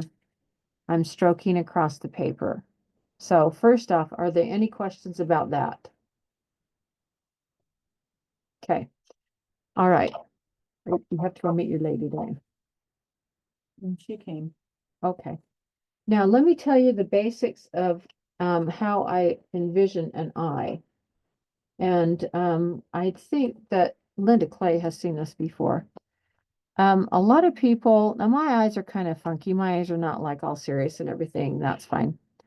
My eyes generally look something like this. I don't know. They could look a lot different than that, but a lot of times my eyes will look like this and will have little spoke lines like that. Whatever. Okay. And a lot of times people will do eyes and they'll make eyelashes that either go like this, like that, and they don't quite look right to me. They look kind of like spider eyes like that. Or they will go straight out like that. And that may not look too good either. Now, I made a doll once, and I wanted them to go like that because I wanted them to look like they were stitched. But this does, neither one of these versions of eyelashes look very natural to me. So what I like to do to get a more natural look for my eyelashes is when I start painting with my brush, I like to put my brush on the line of the eye, pull down, and then sweep out. Move it up a little bit, go to the line of the eye, pull down, sweep out. Up, down, sweep out. Up, down, sweep out. Up, down, sweep out. And now these are kind of long and exaggerated, okay? But I'm doing that so you can see it on camera. And I will go down pretty far. I will do probably 8 or 10 like that, okay? Then I will go in between and I will put mid-length lashes. Again, I will start on the line and stroke out, but only go half the length. Go half the length, go half the length, go half the length, go half the length. Now they're starting to look a little more fluffy. Go half the length. Then I will go in one more time, depending on how big the eye is. This is obviously a really big eye. An eye this size, I would go back again and put some shorties in here and fill in pretty close to the edge of the eye to fill it in. And there you got a fluffy eye lash. Okay. Now I did that with a pen. And this is a really big eye. And then at the bottom, usually I just do something along these lines, just kind of a few little, and sometimes you might need a little extra one right there.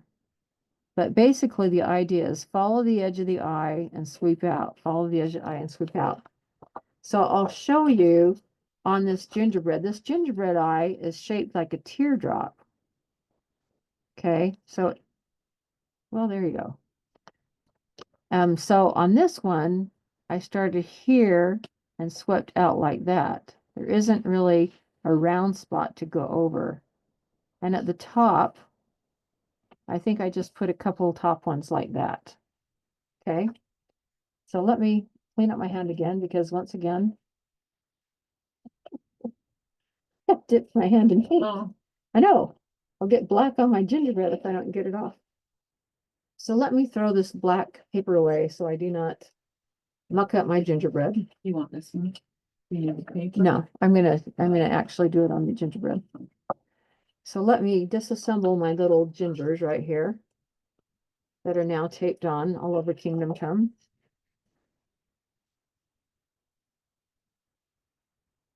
Okay, let me move these over here so they will not get yucked. And I'll just do this eye. So I'll just do one eye so they can see. Okay.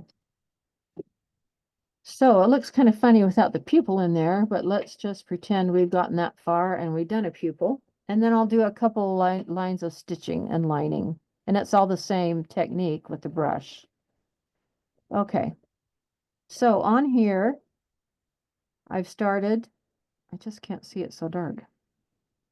Here at the edge of the eye, and I swept out, and that is way too much water. So I apologize.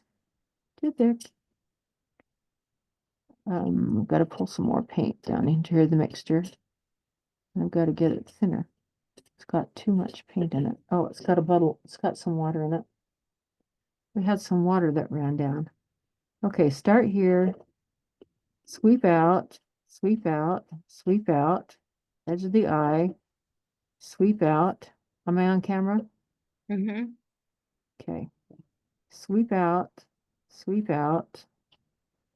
Now up here at the top, since we don't have an oval eye, yeah, my hand's kind of in the way. Yeah, we do have shadows. Oh, my hand's making me own shadow. Will that make it less shadowy? Mm-hmm. Okay. There you go. All right, now we need a few shorties in here. And this is not really as big of an eye. But that's the basics of how I did lashes. Does that help? Oh my gosh, that's amazing. Mm-hmm. Well, thank you. And then on this one, I don't think it needs eyes on the bottom because the nose kind of covers up the bottom part of the eye. Okay, so on the lining, the regular lining on around the icing, around the nose, etc., is all the same. It is still the same process. Oh, I'm off camera. Of twirling the brush to a fine point. I have to move this other ginger out of the way. He's cramping my style. And just making sure you have enough water in the mix, but not so much that it makes your line too watery. Okay, does that make sense right there? Mm-hmm. All right, so the stitching around the apron is exactly the same thing. So you've lined all around the apron, right? Just like I did here on the mouth, only it's just a broken dash, dash, dash. Am I on camera? Am I shadowed? Let's see. Let's get not shadowed. Let's see. How do I get not shadowed? Let's see. This is awkward, but maybe I can do it Maybe like just this. do it and then show it up close. That's good. Can you see it like this? Yes. Dash. Okay, I'm not really at the right angle, but I'll try it. Dash, dash, dash, dash. Yeah, but Can you see it? Yes. Okay. It's not entirely straight because I'm not. Usually you pull more towards you, but you get the idea. Okay, so Yes. on the frosting squiggles, same thing. I can't talk and line at the same time. That one went a little off. I'll have to come and wipe it off because I can't see very well. But that's the basics. I will have to fix that. Okay. Have I left anybody with any questions about anything?